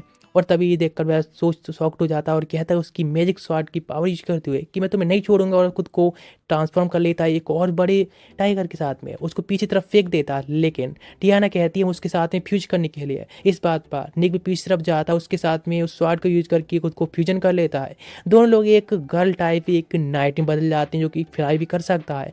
आइस मैजिक से यूज करती है टियाना, तो उसको वह कैद कर लेते हैं, लेकिन वह आज़ाद हो जाता है। लेकिन बहुत सारे अटैक करते हुए काफ़ी लोग को इंजर्ड करने जा रहा होता है। अचानक से बीच में टियाना अपनी आइस में यूज करके काफ़ी सारे स्पाइक का यूज करके उसको एक प्रिजन में कैद कर देते हैं, लेकिन अभी वह खुद को आज़ाद कर लेता है। तो यहाँ पर कसिनो के जो कार्ड्स होते हैं जो कि मैजिक को बिल्कुल ही इम्यून होते हैं, इसीलिए उनका यूज करती है। उसकी स्वाड की पावर्स होती है उनको वह सील कर देती है, जिस वजह से आखिरकार पेंडोरन में आ चुका होता है। और हाँ, अभी उसने सारा माना खत्म कर लिया होता है, इसलिए प्यार की नींद बच्चों की तरह सो गया होता है। उसकी स्वाड को मैजिक द्वारा यानी आइस द्वारा फ्रीज कर दिया जाता है, ऐसे कोई और यूज ना कर सके। जब उसको प्रिजन में डाल दिया जाता है तो निक पे भी उसके पास में गया होता है और उससे कहता है जब तुम बाहर आओगे तो हम साथ में ड्रिंक करेंगे, ऑल द बेस्ट। जब वह पार्क में नेक्स्ट डे जॉगिंग कर रहा होता है तो अचानक से उसे एक आवाज़ आती है, तुम काफ़ी अच्छा कर रहे हो, ऑल द बेस्ट, तुम ऐसे करते रहो। जिसको सोचने लगता है, सोचता कि ये तो एग्री की तरह आवाज़ लग रही है जो कि उसकी आइडल है, लेकिन शायद उसका बहम होगा। लेकिन अचानक से दिखाया जाता है पीछे साइड सच में एग्री उसको चीयर अप कर रही होती है। वह शॉक्ड होता है आखिर आवाज़ कहाँ से आ रही है, कि वह इतनी ज़्यादा डाई हार्ड फैन बन चुका है कि आखिर उसकी आवाज़ इस तरह से उसे गूंज रही है। शायद वह काफ़ी थक चुका है, इसे थोड़ा रेस्ट करना चाहिए। रेस्ट करने को रुकता है तो पीछे देखकर शॉक्ड जाता है, चिल्लाने पड़ता है, इसे दोनों ही डर जाते हैं। पता चलता है कि वो उसके साथ में काफ़ी टाइम से पीछा कर रही थी और वह कहती है मुझे काफ़ी अच्छा लगा कि तुम अपनी लाइफ में तुम इतना कुछ बढ़ चुकी हो। मुझे उस दिन को देखकर और आज का देखकर तुम्हें लगता है कि हाँ तुम एक लॉस्ट पपी तो नहीं लग रही हो। और उस दिन जब उसने पहली बार देखा था तो उसे लगा था कि शायद उसने जो टिकट दे दिया किसी गलत बंदे को तो नहीं दे दिया, फिर गलत तो नहीं किया उसने कहा। लेकिन उसने जब उसको एक दिन कॉन्सर्ट में देखा जिस तरह से आया था एंजॉय कर रहा था, तो वो सोचने लगी शायद उसने सही किया। लेकिन उसने देखा किस तरह से उसकी मर्चेंडाइज को खरीद रहा है और पैसे इस तरह से खर्च कर रहा है, उसे शायद थोड़ा बुरा लग रहा था। लेकिन पता चला उन मर्चेंडाइज को खरीदने के लिए तुमने अपना हार्ड वर्क भी स्टार्ट कर दिया, जिसके बाद और अपनी लाइफ को तुम बदल चुकी हो, उसे काफ़ी अच्छा लगा। वह कहने लगता है तुम सच में मेरे लिए काफ़ी एक आइडल की तरह ही हो, एक बेस्ट आइडल जिसने कि मेरी लाइफ बदल दी। लेकिन अब एक फैन के तौर पर कहूँ तो मैं ऐसा भी नहीं, मेरी लाइफ जो बहुत ज़्यादा चेंज हो चुकी है। मैं कहने लगती है ऑफकोर्स तो मैंने देखा भी है तुम काफ़ी अच्छा कर रहे हो, चिंता करने की बात नहीं है। लेकिन ऑफकोर्स अभी भी उसको कुछ चीज़ें जो कि परेशान कर रही हैं। लेकिन निक तभी देखता है कि उसको शायद कोई दिक्कत महसूस हो रही है या फिर उसे कोई दिक्कत है या कोई परेशानी जिससे कि उसने सारे अपने कॉन्सर्ट में भी कैंसिल कर दिए हैं और किसी पब्लिक में भी शो नहीं कर रही, किसी को नहीं दिखाई दे रही है। इस बात के लिए बताती है उसकी एक डीप एक बैक स्टोरी है इसके पीछे। बताने स्टार्ट करती है कि अपने एक बॉयफ्रेंड के साथ में एक रेस्टोरेंट चलाया करती थी, एक छोटा सा ढाबा टाइप, जहाँ पर कि एक शो किया करती थी जिससे ज़्यादा कस्टमर नहीं आते थे इसीलिए। लेकिन एक बंदा आता और वह सजेस्ट करता है कि एग्रे जिसका नाम असली बैल होता है कि वह उसके साथ में कॉन्सर्ट में एक आइडल बनना चाहेगी। लेकिन इस बात के लिए उसका बॉयफ्रेंड पहले मना करता है, बिल्कुल नहीं। पता चलता है बहुत सारे पैसे मिलेंगे तो उसको बेचने के लिए भी तैयार हो जाता है। इस बात पर उसकी टिकट देता है और कहता है ठीक है वह उसके साथ में कॉन्सर्ट में आकर परफॉर्म करे। पहली बार आकर वह कॉन्सर्ट देख रही होती है। अदर जो कलीग्स आए होते हैं उसके साथ में ऐसा कॉन्सर्ट के लिए बे लोग से भी आंखें नहीं मिला पा रही होती है। लेकिन जो लोग कॉन्सर्ट करने के लिए आए होते हैं गर्ल्स, उनको जब वह देखती है तो उसकी आंखों में चमक आ जाती है। जिस तरह से वह कॉन्सर्ट में परफॉर्म कर रही होती हैं तो लोग भी होते हैं उसकी वॉइस को को भी सुनना चाहेंगे और सुनना चाहते भी, इसीलिए उसने फैसला किया कि वह भी इस कॉन्सर्ट करेगी। लोग पहले से उसे पसंद करते आ रहे हैं। तीनों गर्ल्स होती हैं, साथ में ही ट्रेनिंग करती हैं और एक आइडल की तरफ बढ़ने लगती हैं। अपने बॉयफ्रेंड के पास जाती है तो बॉयफ्रेंड उससे बार बार पैसे मांग रहा होता है, बिकॉज उसका रेस्टोरेंट इतना अच्छा नहीं चल रहा होता है। इसीलिए उसकी हेल्प चाहता है और अपने रेस्टोरेंट को और भी बढ़ाना चाहता है। लेकिन पता चलता है कि वह तो गैम्बलिंग करता रहता है और पैसों को बस हार रहा होता है। इसीलिए उसे बहुत दुख होता है कि जो पैसे वह देती है रेस्टोरेंट को बढ़ाने के लिए, वह सबको हार जाता है। उस इस बात पर उसका बॉयफ्रेंड कहता है एक अच्छा रेस्टोरेंट खोलना चाहता है, वह भी सेम करना चाहती है, लोगों को अच्छा फूड देना चाहती है। लेकिन एक दिन पर जब एक रेस्टोरेंट में बैठी होती है और पूरी तरह से उदास होती है इस तरह के कामों को सुनने के बाद अपने बॉयफ्रेंड के, तो यहाँ पर उसे निक मिलता है जो कि अपनी गर्लफ्रेंड द्वारा डंप किया जाता है। इसीलिए उसको काफ़ी सैड देखती है और उसका पीछा करने लगती है बारिश में भी, और पीछा करते हुए पहुंच जाती है जहाँ बैठा होता है और एक कैजुअल बातचीत के साथ में अपनी बातचीत को स्टार्ट कर दिया। सोचती शायद उसके साथ में भी सेम हो रहा है ना, और इसीलिए वो उसको टिकट भी दे देती है अपने कॉन्सर्ट का। लेकिन वो अपने बॉयफ्रेंड के साथ में होती है। उसका बॉयफ्रेंड कहता है कि तुम मेरे साथ में कसिनो में आना चाहिए, एक बार जरूर आकर देखना चाहिए, आखिर वह किस तरह से कितना अच्छा लगता है। उससे ज़्यादा तो नहीं चाहती, लेकिन वह चली जाती है। जहाँ पर उसकी मुलाकात होती है टियाना नाम की गर्ल्स, जो कि सामने बैठकर गैम्बलिंग में उसको अच्छे से हरा रही होती है, लाइक गैम्बलिंग ऑफ क्वीन कह सकती हैं। उसके पीछे बस खड़ी होकर देख रही होती है और किस तरह से टियाना सब जीतती जाती है, और सबको जीतने के बाद वे एकदम हवा में गायब हो जाती है, एक धुआं की तरह ही। वे शॉक्ड जाती है। लेकिन अचानक से जब उन्हें दिखाई देता है कि टाइगर मॉन्स्टर अटैक कर रहा है, तो यहाँ पर की फिर से टियाना दिखती है, लेकिन वे किसी के साथ में फ्यूज हो चुकी होती है, जिसमें उसे टियाना ज़्यादा दिख रही होती है। साथ में मिलकर वो उस मॉन्स्टर को, टाइगर मॉन्स्टर को हरा देते हैं और वे एक अच्छी, एक चमचमाती कह सकती हैं, एक होली नाइट दिख रही होती है। नेक्स्ट का सीन दिखाया जाता है, जो एगे का बॉयफ्रेंड होता है उससे कहा जाता है मैनेजर द्वारा, मैनेजर कहते हैं उससे ब्रेकअप करने के लिए, बिकॉज तुम्हारे लिए काफ़ी अच्छा नहीं, तुम बस एक कुक के तौर पर काम करो, उस पर कॉन्सेंट्रेट करो, तुम इस तरह से गैम्बलिंग वगैरह मत करो, और तुम बॉयफ्रेंड से तौर पर भी तुम्हें छोड़ देना चाहिए। इस बात पर बेल भी कहती हैं हाँ बिल्कुल, मेरे ख्याल से मैं तुमको बहुत ज़्यादा डिस्टर्ब कर रही हूँ, हम दोनों साथ में रहेंगे तो इस तरह से तुम और भी आगे बढ़ते जाओगे, ये सब ठीक नहीं है, इसीलिए हमको छोड़ देना चाहिए, ब्रेकअप कर लेना चाहिए। बेल से ब्रेकअप कर देता है और कहता है हाँ बिल्कुल मुझे ब्रेकअप ही ठीक है, तुम बाद में पछताने वाली हो। लेकिन वह कहती है लेकिन फिर भी तुम्हारे लिए, लेकिन वो उसकी हर बात को तुरंत ही मना कर रहा होता है और कहता है तुम्हारी चल के पछताने वाली हो। और ये कहकर वहाँ से जाने लगता है। जब जा रहा होता है तो उसके पास जाती है, उसे रोकती हुई कहती है हे रुको जरा, उसको ये कार्ड देती है और कहते कसिनो से ये कार्ड उसने उठाया था, क्वीन कार्ड, जो कि शायद कह सकते हैं उस फियोना के तौर पर, जो कि क्वीन ऑफ गैम्बलिंग थी, शायद तुम्हारे लिए कोई लक हो। लेकिन वो उसके कार्ड को छीनता और कहता है वो बिल्कुल बकवास बातें हैं और कुछ भी नहीं। नेक्स्ट डे वापस आ गया होता है नीचे और अपना डेली का काम होता है वह जीरो से स्टार्ट कर चुका होता है, यानी वह मेहनत से ही रूटीन का नॉर्मल काम कर रहा होता है, और वह भी उसके साथ में कोई इंटरफेयर नहीं करना चाहती, अपने कॉन्सर्ट को करना जारी रखती है। दोबारा से जब कॉन्सर्ट कर रही होती है तो यहाँ पर निक भी आया होता है, जिसको वो स्टोरी सबको सुना रही होती है एक फेरी नाइट के बारे में, जिसको उसने देखा था किस तरह से उसने टाइगर मॉन्स्टर को हराया था। वो एक सच में होली नाइट थी। इस बात को सुनकर निक शॉक्ड जाता है कि सच में वह उस दिन वहाँ पर थी जब उसने उस नाइट को हराया था। वह इसीलिए बताती है उस गर्ल को देखने के बाद, नाइट को देखने के बाद उसके अंदर भी दोबारा से तुम लोग के सामने आने की हिम्मत आई और वह काफ़ी ज़्यादा ही मोटिवेटेड हुई है। इसीलिए न्यू सॉन्ग को लिखने के बाद वह उसको सुनाती है और सभी लोग उसके साथ ही होते हैं, दोनों वो उसको बस साथ दे रहे होते हैं। तो कॉन्सर्ट होता है वह काफ़ी ज़्यादा स्मूथ गया होता है। निक नेक्स्ट डे दिखाया जाता है बैठा होता है एक पार्क के अंदर, जहाँ पर ये कुछ सोच रहा होता है, लेकिन पीछे से एक आवाज़ आती है तो शॉक्ड हो जाता है कि ये क्या इल्यूजन है फिर से। लेकिन तभी कहता है वैसे लास्ट टाइम जब हम मिले तो तुम काफ़ी सैड लग रही थी, आज के बारे में क्या, आज तो तुम ठीक ठाक ही लग रही हो। मैं क्या लगती हाँ बिल्कुल मैं तो ठीक ही हूँ। वैसे ह्यूमंस के इमोशंस होते हैं वह किस तरह से बदलते रहते हैं। यदि हम किसी को भी किस तरह से सैड देखते हैं तो हमारे इमोशन भी तुरंत बदल जाते हैं। लेकिन एक पपी को देखती है आसपास में तो उसको अपनी तरफ बुलाने लगती है, उसके साथ में खेलने लगी होती है। लेकिन तभी निक कहता है हाँ जो इमोशंस होते हैं हमेशा ही चेंज होते रहते हैं और ये एक नेचुरल कह सकते हैं हम, किसी को देखने के बाद भी हमारे जो इमोशंस है बदल जाते हैं। कजूना दिखाया जाता है एक मैगजीन को पढ़ रहा होता है जिसमें एक मिस्टीरियस स्टेप मैन के बारे में लिखा होता है, और यहाँ पर निक भी आ जाता है तो उससे कहता है क्यों ना हम इस स्टेप मैन के लिए पकड़ें, जो कि मिस्टीरियस थीव कह सकते हैं, जो कि बच्चों को और वो लोग किडनैप कर रहा है। इस सबको सुनकर बकवास बताता है और कहता नहीं सब ध्यान देने की जरूरत नहीं है, हमें अपना इस तरह से टाइम वेस्ट करने की जरूरत नहीं है। तो कजूना कहता है तुम्हें पता है ये देखो इसमें प्रूफ है साफ साफ कि हाँ ये सच है। वह कहता है इस तरह से बेकार सी मैगजीन पर तुम भरोसा कैसे रहे हो, ये सब बकवास और कुछ नहीं, एक थर्ड क्लास मैगजीन है। लेकिन वह कह रहा होता हमें जाना चाहिए। अचानक से ही एक गर्ल जो कि बाहर तरफ से अपना एक कार्ड दिखाती है और कहती है उसका नाम ओलिवियर है और वह जो मैगजीन तुम्हारे हाथ में उसकी वह चीफ राइटर है। वह तभी अंदर तरफ आती है तो मैं कहता है ओ मैं तुम्हारा काफ़ी बड़ा फ़ैन हूँ। वह कहती है ओह वैसे वह एक राइटर के अलावा एक एडवेंचर भी है, इसलिए अपने कुछ जिम्नास्टिक के कुछ अच्छे अच्छे मूव्स दिखाती है और जो कि पूरी तरह से प्रॉप्ड रहते हैं और करंट से जाकर नॉकआउट हो जाती है। इस तरह से वह अपनी सारे मूव्स दिखाने के बाद वहाँ से निकल भी जाती है। नेक्स्ट दिखाया था जेम का, जो कि अकेला जा रहा होता है बेचारा अपनी लाइफ को फुल अच्छे दिनों को, अच्छे टाइम को काट का। लेकिन एक गर्ल को देखता है जो कि अचानक से रोड से गायब हो जाती है। वह शॉक जाता है कि ये क्या हुआ था अभी अभी, ये तो चमत्कार था। नेक्स्ट दिखाया जाता है निक जो कि अपनी एक अच्छी जीती जागती आइडल के लिए दिखाने ले जा रहा होता कजुना को।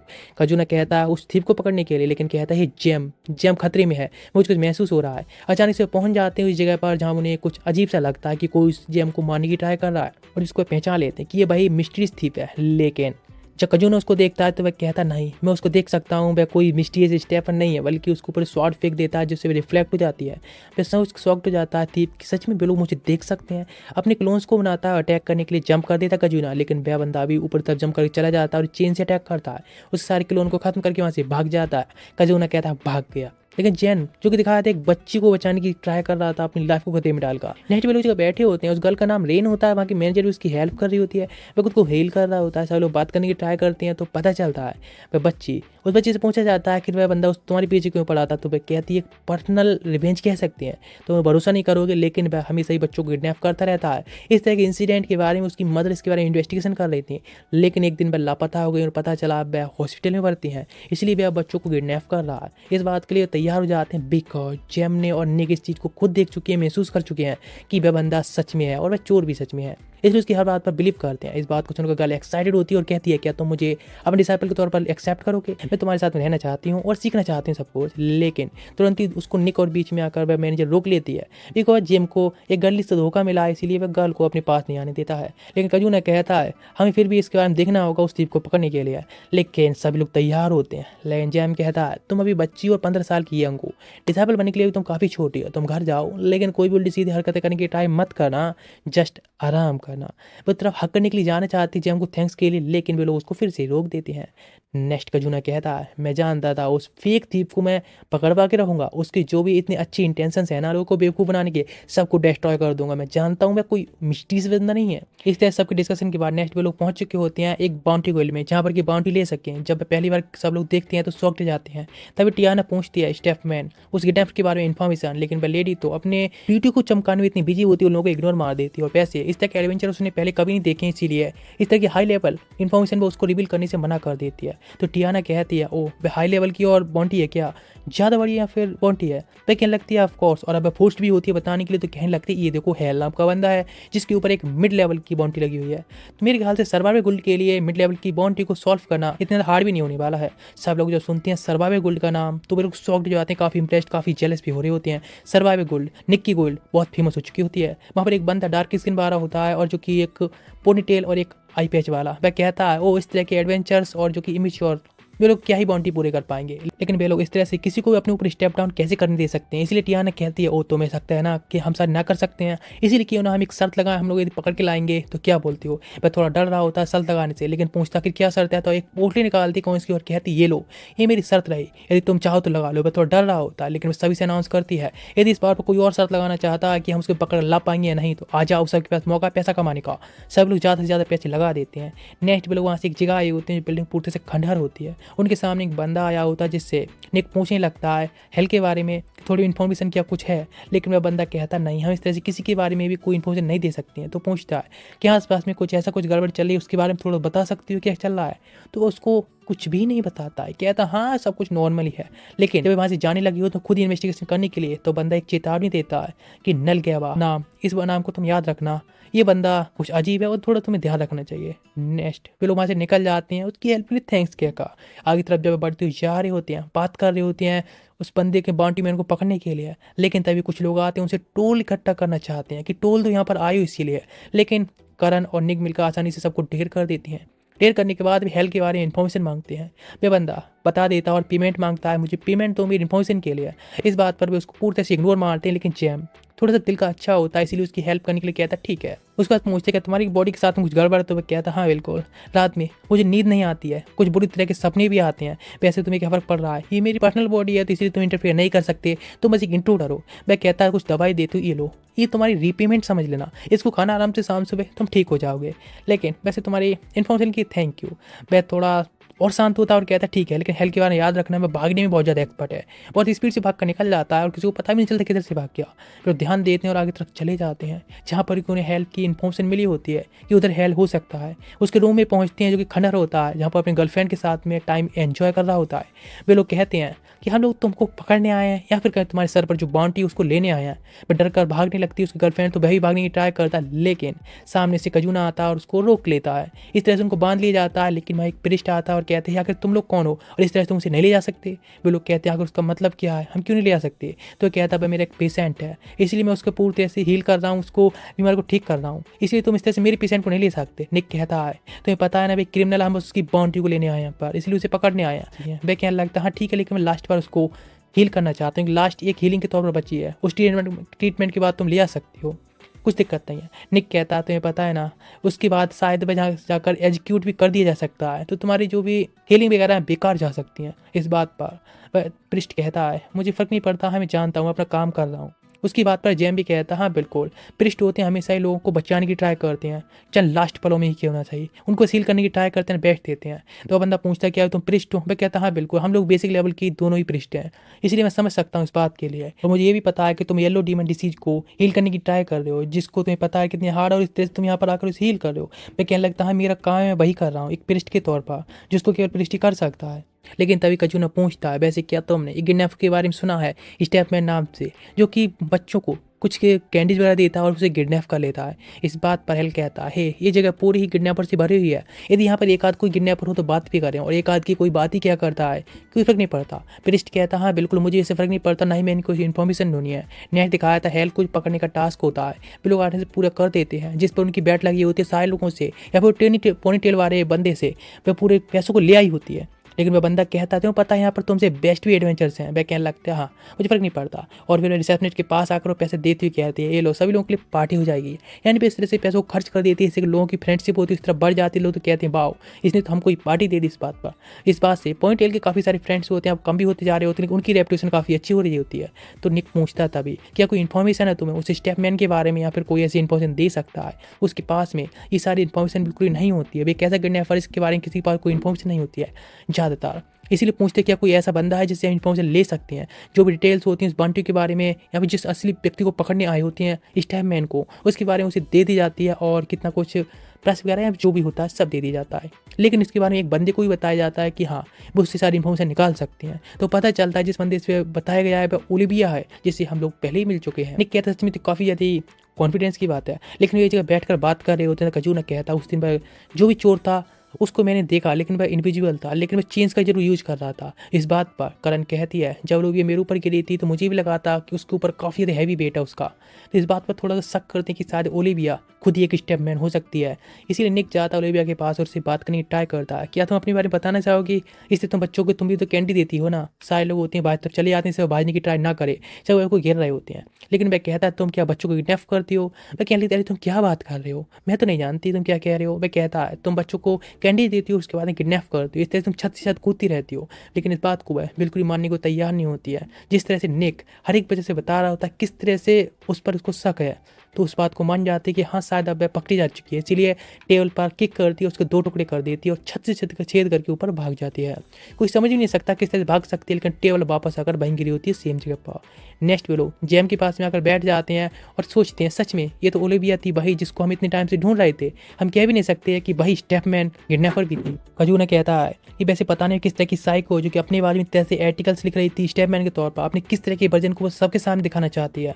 तभी वहाँ पर गोल्ड लीडर आकर कहती है तुमसे कोई मिलना चाहता है। वहाँ पर एड नाम की एक लेडी आती है कि रेना की मदर होती है, और वह सर्वाइवर्स को थैंक्स कहने आई थी उसके बच्चे को बचाने के लिए। लेकिन निक कहता है एडा इस नाम को तो मैंने पहले भी सुना, एक ए रैंक लेवल की गुल्ड थी, उसमें इस तरह का एडवेंचर था। बताती यहाँ बिल्कुल वह वही थी, और वह थैंक यू कहती है उन सभी लोगों से उसकी डॉटर को प्रोटेक्ट करने के लिए। लेकिन वे लोग कहते हैं कोई बात नहीं है। लेकिन वह कहती है इस तरह से वह किसी को मतलब सर्वाइवर्स में अपनी डॉटर को अपने उसके साथ नहीं रख सकती। लेकिन वह कहती जेम को मास्टर मान चुकी है, उसको मास्टर मान कर रखना चाहती है, इसीलिए वह कहने लगती है हाँ ठीक, लेकिन वह ऐसा कैसे। तो जेम कहता है मैं इस तरह से किसी को नहीं रखना चाहता हूँ, बिकॉज उसकी पास्ट की कुछ ऐसी स्टोरी है कि वह 15 से 16 साल की बच्चियों से काफ़ी ज़्यादा डरने लगा है। जब से पहले ऐसा हो चुका है, काफ़ी कुछ सह सका है, इसीलिए वह काफ़ी नर्वस होता है इससे 15-16 साल की बच्चियों से बात करने के लिए। उसे काफ़ी अनईजी फील होता है, लेकिन शायद वह इस तरह के ट्रोमा को पीछे छोड़ सकता है यदि वह इसको अपने डिसाइडेबल तौर पे एक्सेप्ट कर ले। तो वह कहने लगता है वह चिंता करने की बात नहीं है, लेकिन एडा कहती है इस तरह से वह जेम के साथ में अपनी डॉटर की मैरिज तो नहीं होने देगी। लेकिन इस बात पर रीना भी कहती है, ओह ऑफ कोर्स मैं इस तरह से किसी से कैसे मैरिज कर सकती हूँ, मैं अपने बॉयफ्रेंड को बहुत ठीक से चूज करने वाली हूँ। ये बात सुनकर तो सब लोग शॉक्ड हो जाते हैं। नेक्स्ट हंसने लगता है, ओ लगता है पूरी तरह से अभी जेम को एक बच्ची द्वारा रिजेक्ट किया गया है। लेकिन अभी सब लोग शांत होकर बैठ चुके होते हैं, इसलिए एडा होती है अपनी डॉटर को सेव करने के लिए, बचाने के लिए सर्वाइवर्स को फिर से थैंक्स कहती है। और वह कहती है मेरे ख्याल से तुम्हें स्टेपिंग मैन को हंट करने के बारे में छोड़ देना चाहिए। काफ़ी सारी बाउंटी हैं जिनको तुम्हें हट कर सकते हो, उनको आसानी से ही तुम पूरा भी कर सकते हो। लेकिन स्टेपिंग मैन वह काफ़ी स्तर पर वह रिपोर्टर गर्ल है ओलिविया उसकी तरह ही है। निक कहने लगता हाँ बिल्कुल हमने भी यही देखा है और भाई है, इसलिए क्या तुम बता सकते हो हम किस तरह से पकड़ सकते हैं, इन्फॉर्मेशन है। वह कहने लगती है कि जिस तरह से बाउंटीज को यूज किया जाता है एडवेंचर्स को उन तरफ अट्रैक्ट करने के लोगों को पकड़ने के लिए, ये काफ़ी अच्छा तरीका है। लेकिन फिर भी स्टेपिंग मैन वह काफ़ी स्ट्रॉन्ग है, तो इस तरह से तुम नहीं कर सकते। इस बात पर निक कहता है कि आप हमारी हेल्प कर सकती हैं, क्या आप हमारी हेल्प कर सकती हैं, किस तरह से हम उस स्टेपिंग मैन को पकड़ सकते हैं। तो नेक्स्ट पे उन सभी लोगों के लिए कुछ मशरूम्स का सूप बना कर देती हैं पीने के लिए। वह कहने लगता है आखिर इस सब का मतलब क्या है, हम इससे कैसे पकड़ पाएंगे स्टेपिंग मैन को। तो बताती है मशरूम का सूप तुम्हारी मैजिक पावर्स को बढ़ाने में हेल्प करेगा, बिकॉज काफ़ी मैजिक का यूज करती है, इसलिए तुम्हें ये सब सीखना होगा, इसीलिए तुम अपनी मैजिक पावर के साथ में तुमसे जीत सकते हो। वह कहने लगता है निक लेकिन हमारे पास में कोई मैजिक की कैपेबिलिटीज नहीं है। टियाना कहती है ऑफकोर्स वह लॉन्ग रेंज मैजिक में इतनी अच्छी नहीं है, जेम को तो पता ही मैजिक यूज करना ही नहीं जानता है। करण कहती है मैं थोड़ा बहुत जानती हूँ, लेकिन मैं कॉन्सेंट्रेट और दिमाग यूज करने कहीं तो मुझ पर नहीं होता है। इस बात पर मैं कहती है लगता है सर्वाइवर्स वे तो बहुत जल्दी हार मारने लगे हैं। नेक्स्ट पे कैंडल्स को देती है और कहती है सभी लोग अपनी मैजिक से इसको जलाने की ट्राई करो। इस बात पर करण ट्राई करती है, पूरी तरह से फ्लॉप्ड रहती है, वह नहीं कर पाती। लेकिन नेक जब ट्राई करता है तो आसानी से उसको थोड़ी सी फ्लो उसमें जला पाता है। उसे देखकर सब लोग काफ़ी शॉक्ड और काफ़ी खुश भी होते हैं कि सच में निक काफ़ी अच्छा है। निक कहता है लेकिन इस तरह की छोटी सी फिल्म के साथ में तो हम स्टेपिंग मैन को नहीं पकड़ सकते हैं ना। इस बात पर एडा कहती है मैं बस तुम्हारी कैपेबिलिटीज को चेक कर रही हूँ, तुम मैजिक में कैसे हो। मैं ये नहीं कह रही हूँ कि तुम फायर मैजिक यूज करके उसको पकड़ना है, तो खुद यूज करके दिखाती है कि पूरी तरह से लाइट की तरह जला देती है। वे कहने लगते ठीक है तो कल से तुम्हारी कुछ ट्रेनिंग स्टार्ट करते हैं। नेक्स्ट निक होता है जो एक रोप के ऊपर चल रहा होता है। एडा कहती है स्टेपिंग मैन काफ़ी तरह के एनहांसमेंट मैजिक का यूज करता है, जैसे कि वह अपनी बॉडी को लाइट करने के लिए लाइट मैजिक, अपनी बॉडी को हैवी करने के लिए हैवी मैजिक, अपनी मूवमेंट को बढ़ाने के लिए मूवमेंट मैजिक, इस तरह से काफ़ी मैजिक यूज करता है। इसीलिए तो अभी कभी रोप पर जंप करना चाहिए जिससे कि उस तरह की मूवमेंट को यूज कर सको। तो काफ़ी बार जंप करता है लेकिन हर बार परफेक्टली रोप पर आ जाता है, इसीलिए और भी ट्रेनिंग को हार्ड करने के लिए वो लोग उसको एक फ्लिप मारने के लिए कहते हैं, लेकिन पूरी तरह से नीचे कोलैप्स हो जाता है, इसीलिए इसमें फेल रहता है। नेक्स्ट दिखाया था उसी रात के टाइम पर एक बच्ची जो कि कुछ ब्रेड्स लेकर जा रही होती है, लेकिन तभी भाई किडनैपर आता है, स्टेपिंग मैन उसको पकड़ के वहाँ से भाग जाता है। लेकिन तभी कजूमा जाकर उसको बचा लेता है, नीचे करण होती है जो कि उसको बच्ची को बचा लेते हैं। लेकिन वे लोग अभी घेर लेते हैं और कहते हैं तुम्हारा काम खत्म हो चुका है। स्टेपिंग मैन पीछे से नेक आता है और कंफर्म करना चाहता है कि सच में ये ओलिविया है, इसलिए पूछता है ओलिविया का तुम ओलिविया हो, लेकिन वह पूरी तरह से कोई जवाब नहीं देती और वहाँ से वह भाग जाता है। स्टेपिंग मैन उसको भागते देखकर कजूमा कहता हम पीछा नहीं कर सकते, लेकिन क्या वह इस तरह की हाई लेवल मैजिक का यूज करता है, इतने तरह के म्यूजिक, या फिर इस तरह से इल्यूजन के लिए भी और मूवमेंट के लिए वह क्या कि मैजिक टूल का यूज करता है। इसका जवाब तो केवल एक बंदा दे सकता है। निक सोचता है। निक पहुंच जाता है एलन के पास, उसे कुछ मीट वंस खिलाता है, उससे इसको इन्फॉर्मेशन पहुंचता है इस तरह के इल्यूजन वगैरह और मूवमेंट वगैरह के लिए। तो वह कहने लगता है ओ लगता है तुम इल्यूजनरी ज्वेल्स के बारे में बात कर रहे हो है ना, जो कि इल्यूजन फैलाने में काफ़ी अच्छा है। तो निक पूछता है हम इसको तोड़ कैसे सकते हैं। तो वह कहता है जस्ट जो बंदा इसको यूज कर रहा है उसका नाम लो, अपने आप ही इल्यूजन मैजिक टूट जाएगा। वह कहने लगता है लेकिन पहले उसने ओलिविया का नाम तो लिया था, लेकिन मैं नहीं टूटा था, मतलब ओलिविया नहीं बल्कि कोई और ही है जो इस सब के पीछे है। नेक्स्ट वे लोग अपनी ट्रेनिंग पर लग चुके होते हैं और निक अब फ्लिप मारने में भी काफ़ी अच्छा हो चुका होता है रोप के ऊपर ही। इसे एडा उससे कहती है और तरह की कुछ चीज़ों को ट्राई करने के लिए। उस तरह से एलन होता है, निक होता है, अपनी प्रैक्टिस करता रहता है, अपने फादर के बारे में सोचता है किस तरह से उन्होंने उसको एक शॉर्ट एक नाइफ चलाने में और शॉर्ट रेंज में फाइट करने में सिखाया था। नेक्स्ट फ्लिप यूज करता है और किस तरह से काफ़ी सारी रोप्स होती हैं उन सभी पर जंप कर रहा होता है, परफेक्टली नीचे आ जाता है, मतलब इसमें काफ़ी अच्छा हो चुका होता है एनहांसमेंट मैजिक यूज करने में। जेम कहता है कि तुम सच में काफ़ी अच्छे होते जा रहे हो इनमें, हम लोग काफ़ी अच्छे से अब स्टेपिंग मैन को पकड़ सकते हैं। निक कहता है हाँ बिल्कुल हम नेक्स्ट टाइम उसे नहीं छोड़ने वाले हैं। उनकी प्लानिंग होती है भी काफ़ी ज़बरदस्त होती है नेक अटैक्स के लिए। लेकिन तभी टियाना उसको एक पेपर देती है और कहती है चलो हम अब चलते हैं अपने मिशन पूरा करने के लिए। इसीलिए वो लोग सिलम लीडर के पास में आए होते हैं जहाँ से कि इन्फॉर्मेशन निकाल सकें शायद स्टेपिंग मैन के बारे में। लेकिन स्लम लीडर कहता है उसे कोई इन्फॉर्मेशन ना देती और कहता है एक बच्चे के बारे में जरूर से पता है, जिसकी डेड बॉडी मिली थी, लेकिन उसको कोई भी शक्ल भी याद नहीं है, इसलिए कुछ खास इन्फॉर्मेशन में ठीक की नहीं देता है। आगे कुछ बता देता है, जाने के लिए उधर जा रहे होते हैं। जाते हैं तो पता चलता है कि शायद आसपास में कोई है। अभी टेलीपैथी से बात कर रहे होते हैं, अचानक से उनके ऊपर अटैक कर देता है कोई और नहीं बल्कि ओलिविया होती है। लेकिन मैं तुरंत निक के ऊपर अटैक कर देती है और निक अपना लाइट में यूज करके आराम से ऊपर से ही फ्लिप करके चला जाता है अपनी बॉडी को लाइट करने के बाद। इस बात को ओलिविया कहती है तुम ही तो हो ना उस स्टेपिंग मैन, और उस पर अटैक करने लगती है। लेकिन बै कहता है ओलिविया तुम हो स्टेपिंग मैन। तभी वह पंच करती है जिससे कि सीलिंग्स होती हैं साइड में टूट जाती हैं उसकी हैवी पेंच की वजह से। लेकिन तभी काजुमा अपने क्लोन्स का यूज करता है उसे रोकने के लिए, लेकिन इस बात पर वह भी अपने क्लोन्स को यूज करती है और उसको आसानी से रोक लेती है। लेकिन तभी निक कहता है क्या तुम रियल ओलिविया हो? इस बात पर उसको ध्यान नहीं देती और कहती है मुझे पता है तुम स्टेपिंग मैन हो, है ना? मैं तुम्हारे साथ में इस तरह से फाइट करी तो क्या हुआ, लेकिन मैं तुमके साथ छोड़ने वाली नहीं हूँ। नेक्स्ट वो लोग फाइट के तो तैयार होती हैं, लेकिन निक समझ नहीं आता आखिर चल क्या रहा है यहाँ पर। वो उसको स्टेपिंग मैन बुला रही होती है। वह कहने लगती है हाँ मैं सच में एक रियल स्टेपिंग मैन हूँ, लेकिन मैं बहन नहीं हूँ जो कि बच्चों को किडनैप करती हूँ। मैं इस तरह से लोगों के साथ में खेलती कूदती रहती हूँ, मतलब रात में इस तरह से स्टेपिंग तौर पर जंप करती फिरती हूँ, लेकिन कोई इस बात का फ़ायदा उठाकर किडनैपिंग भी कर रहा। इस बात पर निक कहती तुम पहले ही एडवेंचर गुइल्ड में या फिर बाउंड्री गुइल्ड में बता देती हमें तो ये सब कितना आसान होता। वह कहती मुझे फ़र्क नहीं पड़ता है, और जो सीलिंग से उसने तोड़ा था उसको आसानी से ब्रूटल स्टन के साथ में उसको थोड़ा से ठीक कर देती है। निक कहता है लेकिन आगे तुम इस तरह से किस तरह से क्लोनी मैजिक को यूज कर रही थी, क्या तुम बता सकते हो और कैसे किया? तो बताने लगती है ऑफ कोर्स ये कैंसियन मैजिक है। वह काजुमा से बारे में बात करते, काजुमा कहता है ऑफ कोर्स तुम किस तरह से यूज कर सकती हो। दोनों के पीछे बहस हो जाती है इस मैजिक के पीछे ही। दोनों कॉम्प्रोमाइज पर आते हैं कि साथ में काम करेंगे। वे लोग उस बॉडी के पास पहुंच चुके होते हैं जिस बच्ची की बॉडी के बारे में जेम ने बताया था, जिसको देखने वालों ने कुछ भी पता नहीं चलता है कि खास कुछ गड़बड़ है, लेकिन उसके फेशियल फीचर के बारे में और जिस तरह की स्थिति होती है उससे बारे में सब कुछ ओलिविया एक्सप्लेन कर देती है। वह कहते इसमें ऐसा कुछ तो गड़बड़ नहीं लग रहा, लेकिन वो उसकी बॉडी को साइड में पलट कर देखते हैं, उसके नीचे एक रेड कलर का जैम दिखता है। जो जैम उठाता और कहता ये क्या है, तो उसके बारे में ओलिविया चेक करके बताते हैं ये तो जरूर ही इल्यूजन किंग जोएल को पार्ट दिख रहा है जिसकी उसकी आइडेंटिटी छुपाने के लिए यहाँ पर रखा गया होगा। लेकिन सब लोग शौक जाता है कि ऐसा कोई क्यों करेगा उसकी आइडेंटिटी छुपाने के लिए। जब उसे क्रश कर देती है तुरंत उसकी बॉडी पर एक मार्क होता हाथ पर आ जाता है, उसके गर्दन पर एक मॉल भी दिखने लगता है। जब उसकी बॉडी को आंखों को खोलकर देखता है पता चलता है येलो डीमन डिसीज उसको भी होती है। नेक्स्ट वो लोग अगर बैठ जाते हैं पता चलता है कि वे बॉडी है बच्ची की, वे एक ब्लेसमिथ फैमिली से है, इसलिए उसकी बॉडी को वापस करने के लिए वे सोचते हैं और वापस कर देंगे। नेक्स्ट वो लोग बात करने लगते हैं कि कौन हो सकता है या फिर आइडेंटिटी क्या है जैम बता सकते हो तुम उस बंदे के बारे में। इस तरह से वे लोग और भी थोड़ा डिस्कशन करते हैं। लेकिन नेक्स्ट दिखाया था रात में स्टेपिंग मैन फिर से भाग रहा होता है छतों के ऊपर और चेन्स का यूज कर रहा होता है। निक आकर उसे किक मारता है, वे लोग छत के ऊपर आ जाते हैं, जिसके बाद वह कहता है बस तुम्हारा जो इनहांसमेंट मैजिक है इतना अच्छा नहीं है बल्कि डेवलपिंग स्टेज पर है, लेकिन तुम्हारी मार्शल आर्ट कमाल की है। निक कहता है कि तुम इस तरह के सेम पैटर्न को बार बार यूज कर रहे हो, इतने ज़्यादा कॉन्फिडेंट हो या फिर तुम सच में खुद को पकड़वाना चाहते हो, समझ नहीं आ रहा है। वे उसके ऊपर तुरंत ही चेन से अटैक कर देता है, लेकिन निक आसानी से डॉच करके उस पर अटैक करता है और किक से अटैक करता है। निक कहता है कि मुझे पता है कि आखिर तुम ये सब क्यों कर रहे थे और स्लम्स में इस तरह से उन बच्चियों की बॉडी को क्यों छुपाते थे, इस सब के बारे में मुझे पता चल चुका है। इस तरह से फाइट भी करते रह रहे होते हैं, लेकिन तभी वह कहता है लेकिन असली जो फैक्ट है उसको तुम नहीं पहचान पाए हो। मैं कहने लगता हाँ बिल्कुल, लेकिन तुम ये गलत समझ रहे हो, मैं पहले से सब जान चुका हूँ, मैं ये नहीं समझ पा रहा हूँ कि आखिर तुम जैसे एक अच्छा हीलर और एक प्रिस्ट होकर भी तुम ये सब क्यों कर रहे हो। नेलगावा नाम सुनते ही तुरंत ही उसका रीजन खत्म हो जाता है और कहता है सच में काफ़ी इंप्रेसिव है कि तुम मेरे बारे में जान पाए। वह कहने लगता है ऑफकोर्स मुझे सबके बारे में पहले ही पता है, जेम्स से अब बात की तो पता चला है कि उस बॉडी के ऊपर येलो डीमन की डिसीज थी और जिसके बारे में तुम ही तो रिसर्च कर रहे थे ना। मेरे ख्याल तुम सबको किडनैप करते हो, उन सभी बच्चियों की बॉडीज को एक एक्सपेरिमेंट के तौर पर यूज करते हो और जिसके बाद तुम येलो डीमन की डिसीज का तोड़ निकालना चाहते हो। दैट्स राइट, मैं सही हूँ ना। लेकिन वह कहता हाँ कोई फ़र्क नहीं पड़ता तुमने ये पहचान लिया नहीं, लेकिन इस बात के लिए बिल्कुल एक्सेप्ट करने के लिए अभी भी तैयार नहीं होता। दोनों के बीच में फिर से फाइट स्टार्ट हो चुकी होती है और अब हैवी पंचेस के साथ में अटैक कर रहा होता है और एक हैवी किक के साथ अटैक कर देता है। नेलगावा कहता इस तरह से हम फाइट करते रहे थे, रूप हमको ऊपर ज़्यादा टाइम तक नहीं रख सकती है। इस बात पर निक कहता हाँ वही तो मैं चाहता हूँ ना।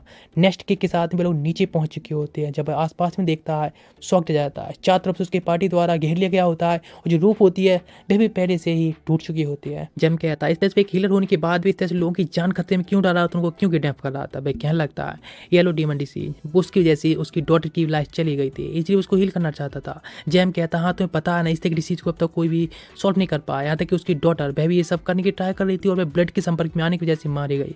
मैं कहने लगता हाँ मेरी डॉटर बस लोगों की हेल्प करना चाहती थी इसलिए उसमें मारी गई, लेकिन उसको डिसीज थी, उसको मैं भी हील करने की ट्राई की, लेकिन आखिरकार नाम क्या आया कि वह हीलिंग के दौरान ही मारी गई है। लेकिन वह तो लोगों की हेल्प करना चाहती थी इसलिए तो मैं भी चाहता था और इस तरह से कितनी लोगों की जान चली जाए। मैं बस येलो डीमन डिसीज का एक तोड़ ढूंढना चाहता था, उसके लिए वो कोई फर्क नहीं पड़ता। लेकिन जैम कहता तुम्हें पता है ना, जिस तरह तुम लोगों को मार रहे हो या फिर बच्चों को किडनैप कर लेते हो, तुम्हारे हिसाब से वह किसी की भी कोई नहीं लगती हैं, लेकिन उनका कोई ना कोई तो होता है ना। वह कहने लगता हाँ मुझे पता है, लेकिन कोई फर्क नहीं पड़ता, बड़े कामों के लिए छोटे मोटे सेक्रीफाइस देने पड़ते हैं। वह कहने लगता जिस बच्चे को तुमने किडनैप किया था उसके पेरेंट्स को जब दिया गया था तो पता है कितने रो रहे थे। तुम्हारे हिसाब से भाई एक ऐसी अनजान बच्ची हो सकती है, लेकिन उसकी भी एक फैमिली थी ना, अब तुम उससे खुद ही माफ़ी मांगने वाले उसके लिए। लेकिन इस चीज़ के लिए कोई भी रिप्लाई नहीं देता और जोर जोर से हंसने लगता है कि ऑफ कोर्स, लेकिन बड़े बड़े कामों के लिए छोटे मोटे सेक्रीफाइस तो देने ही होते हैं ना। लेकिन वह इस तरह से मुझको नहीं रोक सकता, मुझकी मारने के बाद भी तुम ये सब नहीं रोक सकते हो। वह कहने लगते तो फिर हम टाइम से भी एक कदम आगे बढ़ के रहेंगे। तभी कजुमा को महसूस होता है कोई तो आ रहा है। अचानक से एक बीम आती गेट द्वारा और जो कि पूरी तरह से पियर्स कर देती है नालगामा को भी। नालगामा पीछे जाकर गिरता है, वहाँ पर एक डेमोनिक टाइप आर्मर पहन के कोई आता है, जिसे देखकर नालगामा पूछता है कि आखिर भाई यहाँ पर क्या कर रहा है। भाई कहने लगता है वैसे तुम यहाँ पर नहीं आना चाहता था, लेकिन फिर तुम इतने ज़्यादा मुंह खोल रहे हो, इसीलिए मुझे तुम्हारे मुंह को बंद करने के लिए यहाँ पर आना ही पड़ा। जैम उसे हील करने की ट्राई करता है तो उसे किक मारते हुए कहता है अपनी मैजिक को ज़्यादा बचा के रखो, बिकॉज नेक्स्ट तुम ही बनने वाले हो। तभी उसके ऊपर टियाना अपनी मैजिक से आइस मैजिक और बिन से अटैक करती, लेकिन वह दोनों की आसानी से डॉच करके और बाकी सभी लोगों पर अटैक करना स्टार्ट कर चुका होता है। लेकिन जैम अभी भी उस बंदे नेलगामा को हील करने लगा होता है। वह कहते इस तरह से तुम गलत बंदे को रिकवर करने की ट्राई कर रहा है, हील कर रहा है, बिकॉज उसकी पूरी पार्टी अभी ढेर हो चुकी है, इसीलिए आपके फ्रेंड्स को जाकर उसे हील करना चाहिए। वे देखकर शॉक्ड जाता है क्या सच में वैसे सेल्फनेस दिखा रहा है, उसकी सारी पार्टी अब सच में उस ढेर पर ही होती है। वह कहता उनको जाकर उसे हेल्प करनी चाहिए। निक कहता अभी सब लोग ढेर हो चुके हैं, इसीलिए मेरे साथ में मर्ज हो जाओ जैम, तुम ही केवल इकलौते बचे हो। वह थोड़ा डरा हुआ होता है, लेकिन निक के ऊपर अटैक हो जाता है तो वह भी ढेर हो चुका होता है, नीचे पड़ा होता है। जैम थोड़ा डरा हुआ होता है कि आखिर उसे अब क्या करना चाहिए। अचानक से उसे एक मैसेज आता है टेलीपैथी द्वारा। ओलिविया कहती है मैं थोड़ा टाइम बाय करने की ट्राई करूंगी, लेकिन तब तक तुम अपनी माइंड को प्रिपेयर कर लो। तुरंत ही ऊपर से सीलिंग टूटती है और दिखाया था ओलिविया आकर अटैक कर देती है।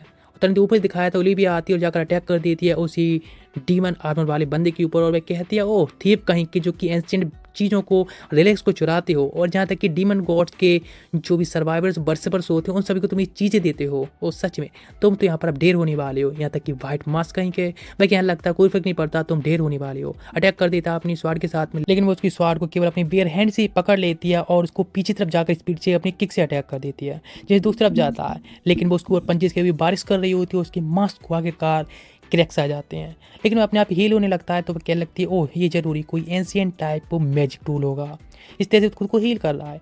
इधर दिखाया जाता है निक जो कि अपने आप को मर्ज कर चुका होता है जेम के साथ में। ये देखकर वह शॉक्ड जाता है, यहाँ पर कोई और भी एंशिएंट चीज़ है जो कि अभी मैजिक यूज किया, फिर आइटम यूज किया गया। उसे देखता और लगता है ये कहीं वही स्वार तो नहीं जो कि लास्ट वॉर के दौरान के बाद फिर यूज ही नहीं की गई है। जैम या फिर निक कह सकते हैं अटैक करते हुए कहता है हाँ तुम्हारा मास्क भी तो कुछ ऐसा ही है ना।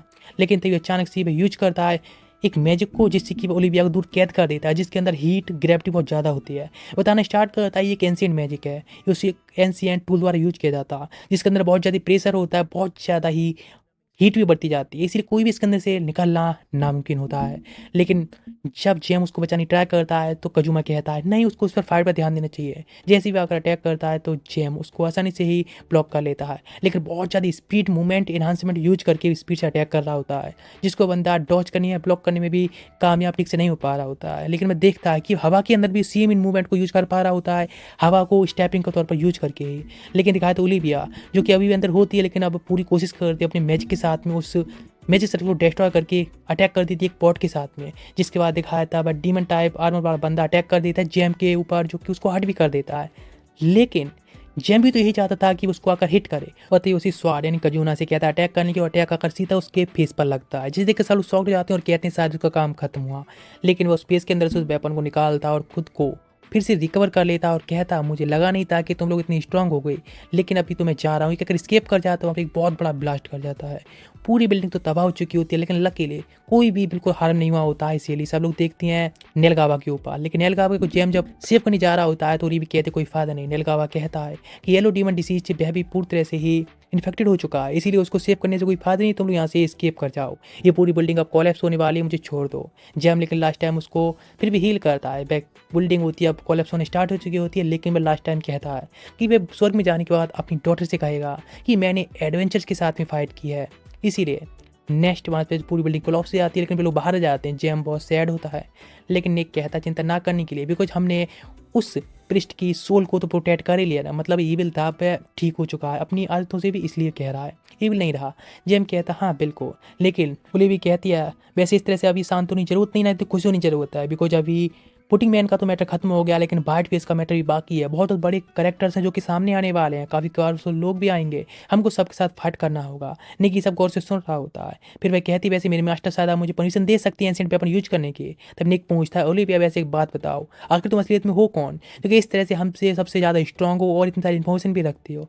बस सोचिए सब लोग हम साथ में काम कर चुके तो बताना ठीक है। वह कहती है तुम स्वॉर्ड ऑफ बॉन्डिंग हो ना, हाँ मुझे पता है तुम वही हो। और फिर अपने बारे में बताती है वह anti demon combat training program sword of war अपनी जो एंशिएंट एक वेपन के तौर पर बताती है। नेक्स्ट में सब लोग वापस आ चुकी होती हैं और आराम कर रही होती हैं। इतनी सारी फाइट करने की वजह से वे काफ़ी ज़्यादा ही इंजर्ड भी हो चुके होते हैं और इंजरीज को रिकवर कर रहे होते हैं। उन लोगों के पास में अभी कोई काम नहीं होता है, इसलिए बस फ्री होती हैं। नेक्स्ट एक डोर से अपनी एक स्वार निकाल पूरी तरह से टूटी हुई होती है। फिर सोचने लगता अपने पास्ट के बारे में, एक दिन की बात जब वह लेबर सिटी की तरफ जा रहा होता अपने पेरेंट्स के साथ में, जहाँ पर काफ़ी एक्साइटेड होता है जाने के लिए। अचानक से उन्हें कुछ महसूस होता है कि बाहर कोई है, इसलिए उसकी मदर एक नीचे अंडरग्राउंड एक सीक्रेट पैसेज होता है जिसमें कि काफ़ी मनी रखी होती है, उसके अंदर ही अपने सन को फेंक देती हैं और कहती हैं इससे बाहर निकल के मत आना, और उसको बंद भी कर देती हैं। नेक्स्ट ऊपर से काफ़ी सारी लड़ाई की स्वार्ट्स की आवाज़ें आ रही होती हैं। जो भी बैंडिट्स ने अटैक किया होता है उनमें से एक बंदा अंदर आता है और तभी सब कुछ लूटने के बाद देखता है कि सीक्रेट पैसेज किधर हो सकता है, जो कि सोचते हैं एक कंटेनर के नीचे होगा और उस कंटेनर के नीचे चेक करता है। लेकिन उससे पहले ही निक होता है वहाँ से नीचे भाग जाता है, लेकिन एक बंदे से उन्हें टकरा जाता है, एक स्वार्ट्स के ऊपर अटैक करने को होता है। लेकिन पता चलता है उसके पीछे जो बैंडिट होता है वो उसके ऊपर अटैक कर देता है। उसको हक करते कहता है मुझे माफ़ करना चाइल्ड, मैं लेट हो गया, तुम्हारे जो फ्रेंड्स हैं वो सारे मारे जा चुके। लेकिन नेक्स्ट बिल उसको तुरंत ही अडॉप्ट कर लेता है, शायद वो उसके पेरेंट्स का फ्रेंड भी कह सकते हैं। उसको स्वाड की ट्रेनिंग देता है और फिर वह डंजन के अंदर ले आने लगता है हंट करते हुए। कहता है तुम अपने साथी पर भरोसा रखना चाहिए, लेकिन अपने इंस्टिंक्ट्स को भी हमेशा तेज रखना चाहिए। एक स्लाइम से गिर जाता है तो लोग हंसने लगते हैं। अपनी जो भी स्वॉर्डमैनशिप की स्किल्स होती हैं वह निक को सिखा देता है। निक जब डंजन में फाइट करने के लिए गया होता है तो उसकी जो स्वाड होती है वो टूट जाती है अटैक के साथ में, और अभी उसके हाथ में जो स्वाड होती है वो उसी स्वाड को लिया होता है। सोच रहा होता है अपने पास्ट की मेमोरीज के बारे में, सोचता आर्गस ने किस तरह से उसको अपनी टीम से निकाल कर फेंक दिया और उसको निकाल दिया, और अब तक की मेमोरीज के बारे में बस सोच रहा होता। अचानक से रेन स्टार्ट हो चुकी होती है, बस बैठकर देखता है। लेकिन तभी अचानक से पीछे से एक आवाज़ आती है बाहर की साइड से। बाहर कोई और नहीं बल्कि एक ही होती है और वह बात कर रही होती है, बस आखिर वह पर क्या ही करे अकेले। उसके पास में कोई छाता भी नहीं है। अचानक से ही निक होता है उसको छाता देता है, वह छाता जो उसने भी उसी दिया था जब पहली बार मिले थे। वह कहने लगती है ओह थैंक यू छाता के लिए, लेकिन क्या अपना नाम बताओगे? तो वह कहने लगता है नाम मेरा हाँ स्ट्रे डॉग, जो कि बस आइडल्स को पसंद करता है। वह हंसने लगती है बिकॉज उसने स्ट्रे डॉगी कहकर पहली बार में उसे बुलाया था जिस तरह से वो उदास था। और वह कहते हैं हम पहली बार ही मिले थे तब भी रेन हो रही थी, और वैसे उस दिन केवल वही सेव नहीं हुआ था बल्कि मैं भी उस दुनिया से या फिर उस टाइम सेव हुई थी। नेक्स्ट में अपनी छाता को पकड़ते हुए काफ़ी थक चुका होता है, ऊपर से पकड़े हुए है, लेकिन अभी भी आगे चाहती है कि वो उसकी छाता को तब तक पकड़े रहे जब तक कि रेन बंद नहीं होती है। इस तरह से उनकी बातें कंटिन्यू रहती हैं, लेकिन जेम का दिखाया जाता है जो कि अभी नेलगावा के क्लिनिक पर आ चुका होता है, उसके कामों को कर रहा होता है, लोगों को ट्रीटमेंट का। लेकिन लोगों का जिस तरह से बिहेवियर होता है तो समझ जाता है नेलगावा इतनी ईविल पर्सनालिटी रखने के बाद भी बहुत अच्छा एक हीलर के तौर पर डॉक्टर कह सकते हैं लोगों की हेल्प के बाद। इधर दिखाते टियाना जो कि अभी सो रही होती है और जागती है तो उसका दिन काफ़ी बोरिंग जा रहे होते हैं। वह सोचती है सच में पुरानी लाइफ थी उन लोगों के साथ में, वह काफ़ी अच्छी थी। वह गैम्बलिंग स्टार्ट कर देती है फिर से अपनी लाइफ को नॉर्मल करने के लिए, लेकिन गैम्बलिंग के बाद भी उसको इतना मन नहीं लग रहा होता है। केवल जो दिन उसके एडवेंचर टाइप में थे वही अच्छे लग रहे होते हैं। एक दिन सभी लोग होते हैं एक रेस्टोरेंट में मिलते हैं जहाँ पर हमेशा ही बैठते थे आकर, लेकिन जहाँ पर करण आती है और सोचती है कि अब सबसे लेट है और सभी लोग अपनी लाइफ में सबसे एंजॉय कर रहे हैं। तभी कजू पूछता है क्या तुम अभी भी उसी स्लम में जाकर काम करती हो? इस बात पर वह कहता हमें एक दूसरे की पर्सनल लाइफ में कोई भी डिस्टर्बेंस नहीं चाहिए है ना, हमें पता है ना डिस्टर्ब नहीं करना चाहिए। इस बात पर कजू ने कहता है मुझे पता है, लेकिन मैं तो बस तुम्हारा बॉडीगार्ड बनने के लिए कह रहा था बिकॉज वह स्लम काफ़ी ज़्यादा खतरनाक हो सकता है। नेक्स्ट वो लोग बात करना स्टार्ट करते हैं और कुछ डिस्कशन के बाद में कुछ खाना वगैरह भी खाते हैं और बाय करके निकल जाते हैं। उनकी जो मुलाकात होती है काफ़ी इंटरेस्टिंग रही होती है। नेक्स्ट जब जा रही होती है रास्ते में तो सोच रही होती है अपनी पुरानी गोल्ड लीडर के बारे में जिसने उससे किस तरह से धोखा दिया था, लेकिन फिर भी उसके साथ में जो फन भरे पल थे वह काफ़ी ज़्यादा अच्छे थे, लेकिन वो उसको कभी माफ़ नहीं करी कि उसने उस ज्वेल को चुराया है जो कि उसका था। नेक्स्ट एक बच्ची बनाई जाती है, काफ़ी इनोसेंट टाइप होती है। एक दुकानदार उसको स्कैम करने की ट्राई कर रहा था, जिसने पहले करण को स्कैम करने की ट्राई करती है, लेकिन वो उसको पूरी तरह सेव कर लेती है, उसे बाय करती है। लेकिन उसके सारे फ्रेंड्स वहाँ पर आ जाते हैं और कहते हैं समर फेस्टिवल आने वाला है, उसको सेलिब्रेशन के लिए वे लोग कुछ तैयारियाँ करना चाहते हैं। करण को तो नहीं पता है क्या फेस्टिवल कैसे क्या होने वाला है, लेकिन खाना है तो वह वहाँ पर जाने के लिए तैयार हो जाती है। वे लोग जब जा ही रहे होते हैं, लेकिन अचानक से दिखाया जाता है स्पीड से कोई आता है जो कि ओलिविया होती है और खूब सस्पेंस क्रिएट करने लगती है कि उसको एक खबर मिली है एक न्यूज़ के बारे में। लेकिन कोई भी उसकी बातों में नहीं फंसता, लेकिन केवल कजुमा ही होता है जो कि उसकी ट्रिक में फंस पाता है। लेकिन तभी टियाना बताती है मुझे सारी इन्फॉर्मेशन के बारे में पहले ही पता है, मैगजीन्स में पढ़ लिया है। डीमन डार्क डीमन गॉड है जो कि वापस हो रहा है, रिवाइव हो रहा है। इस बात पर निक कहते हैं इस तरह से फेक न्यूज़ फैलाना बंद करो, लेकिन ओलिविया कहते नहीं नहीं बिल्कुल ये फेक नहीं हो सकती, बिकॉज उसके पास में एक ट्रस्टेड सोर्स है इस न्यूज़ के लिए, इसीलिए उस पर बहुत ट्रस्ट करती है। और वैसी भी सारी इन्फॉर्मेशन है और वैसे भी ज्वेल्स वगैरह हैं, इन सब के बारे में डार्क मार्केट में काफ़ी सारी चीज़ें हैं जहाँ पर कि ड्रैगन का ज्वेल भी बिक रहा है। इस बात पर ड्रैगन गर्ल या फिर करण कहती है कि सच में, लेकिन मैं अपनी पास्ट को शायद छोड़ भी सकती हूँ, लेकिन उसको भूल नहीं सकती हूँ, इसलिए मुझे वहाँ जाना होगा। लेकिन इस बार वह अकेली नहीं जाएगी, बल्कि बाकी सारे लोग भी हैं उसके साथ में, उसकी फ्रेंड के तौर पर जाएंगे। वह काफ़ी शॉक्ड होती है इतना अपने साथ में साथियों को देखा। निक कहता है हाँ ठीक है मैं भी इस चीज़ के लिए तैयार हूँ, लेकिन ओलिविया कहती है कि वैसे हम वहाँ पर बार्ड मास्क के बारे में कुछ क्लूज को इकट्ठा कर सकते हैं, यहाँ पर काफ़ी सारे एंशिएंट आइटम्स वगैरह भी देखने को मिल सकते हैं। उसकी जो प्लानिंग होती है उसमें कजुमा होता है उसके साथ में या फिर उस डार्क डीमन लॉर्ड को साथ फाइट करने के लिए काफ़ी एक्साइटेड होता है। सब लोग ये होते हैं फाइट के लिए तैयार होते हैं। निक कहता है लगता है मैं फिर से ही ओलिविया के द्वारा मैनिपुलेट किया गया हूँ। इस बात पर सभी लोग कहते हैं हाँ हम भी मैनिपुलेट ही किए गए हैं। सब लोग जाने के लिए तैयार होते हैं पार्टी के तौर पर आगे बढ़ने को, लेकिन तो उनके पीछे से एक फायरवर्क ब्लास्ट होता है, जिसके बाद पीछे घूमती है और फायरवर्क को देखते हुए कहते हैं फेस्टिवल पहले से ही स्टार्ट हो चुका है, इसलिए फेस्टिवल में आ जाते हैं। जहाँ पर से वो कुछ कैंडी और कुछ चीज़ें बाय करने के बाद एलन को पहुँचा देता है उसकी जेल के अंदर ही, जिसके बाद सारे एडवेंचर्स होते हैं अलग अलग जगह पर जाकर एंजॉय कर रहे होते हैं। जहाँ पर भाई गर्ल में मिली होती है जिसको उसने पहले हेल्प की थी, लेकिन उस रेस्टोरेंट में कोई और नहीं बल्कि एगी का एक्स बॉयफ्रेंड चला रहा होता है। एगी होती है भाई भी एंजॉय कर रही होती है, टियाना अपनी गैम्बलिंग कर रही होती है, कजुमा के साथ में ओलिविया बात कर रही होती है और कजुमा कहता है सर्वाइवर्स के बारे में तुम क्या सोचती हो, और इस तरह से तो एंशिएंट वेपन्स के बारे में बात कर रहे होते हैं। इस बात पर ओलिविया कहती है हाँ मैं कह सकती हूँ वह काफ़ी अच्छी टीम है, आगे चल के शायद वह डार्क डीमन गॉड से भी फाइट कर सकते हैं, लेकिन उसके लिए उन्हें काफ़ी ज़्यादा ही टाइम लगने वाला है, उन्हें काफ़ी प्रिपरेशन की ज़रूरत है। लेकिन सबसे बड़ी बात है एक दूसरे पर ट्रस्ट रखना। इसी के साथ में ये सीरीज यहीं पर एंड होती है। इसको नेक्स्ट पार्ट के लिए बस वीडियो को लाइक करके एक comment, just like and comment कुछ भी कर दो, एक शब्द भी काफ़ी होगा।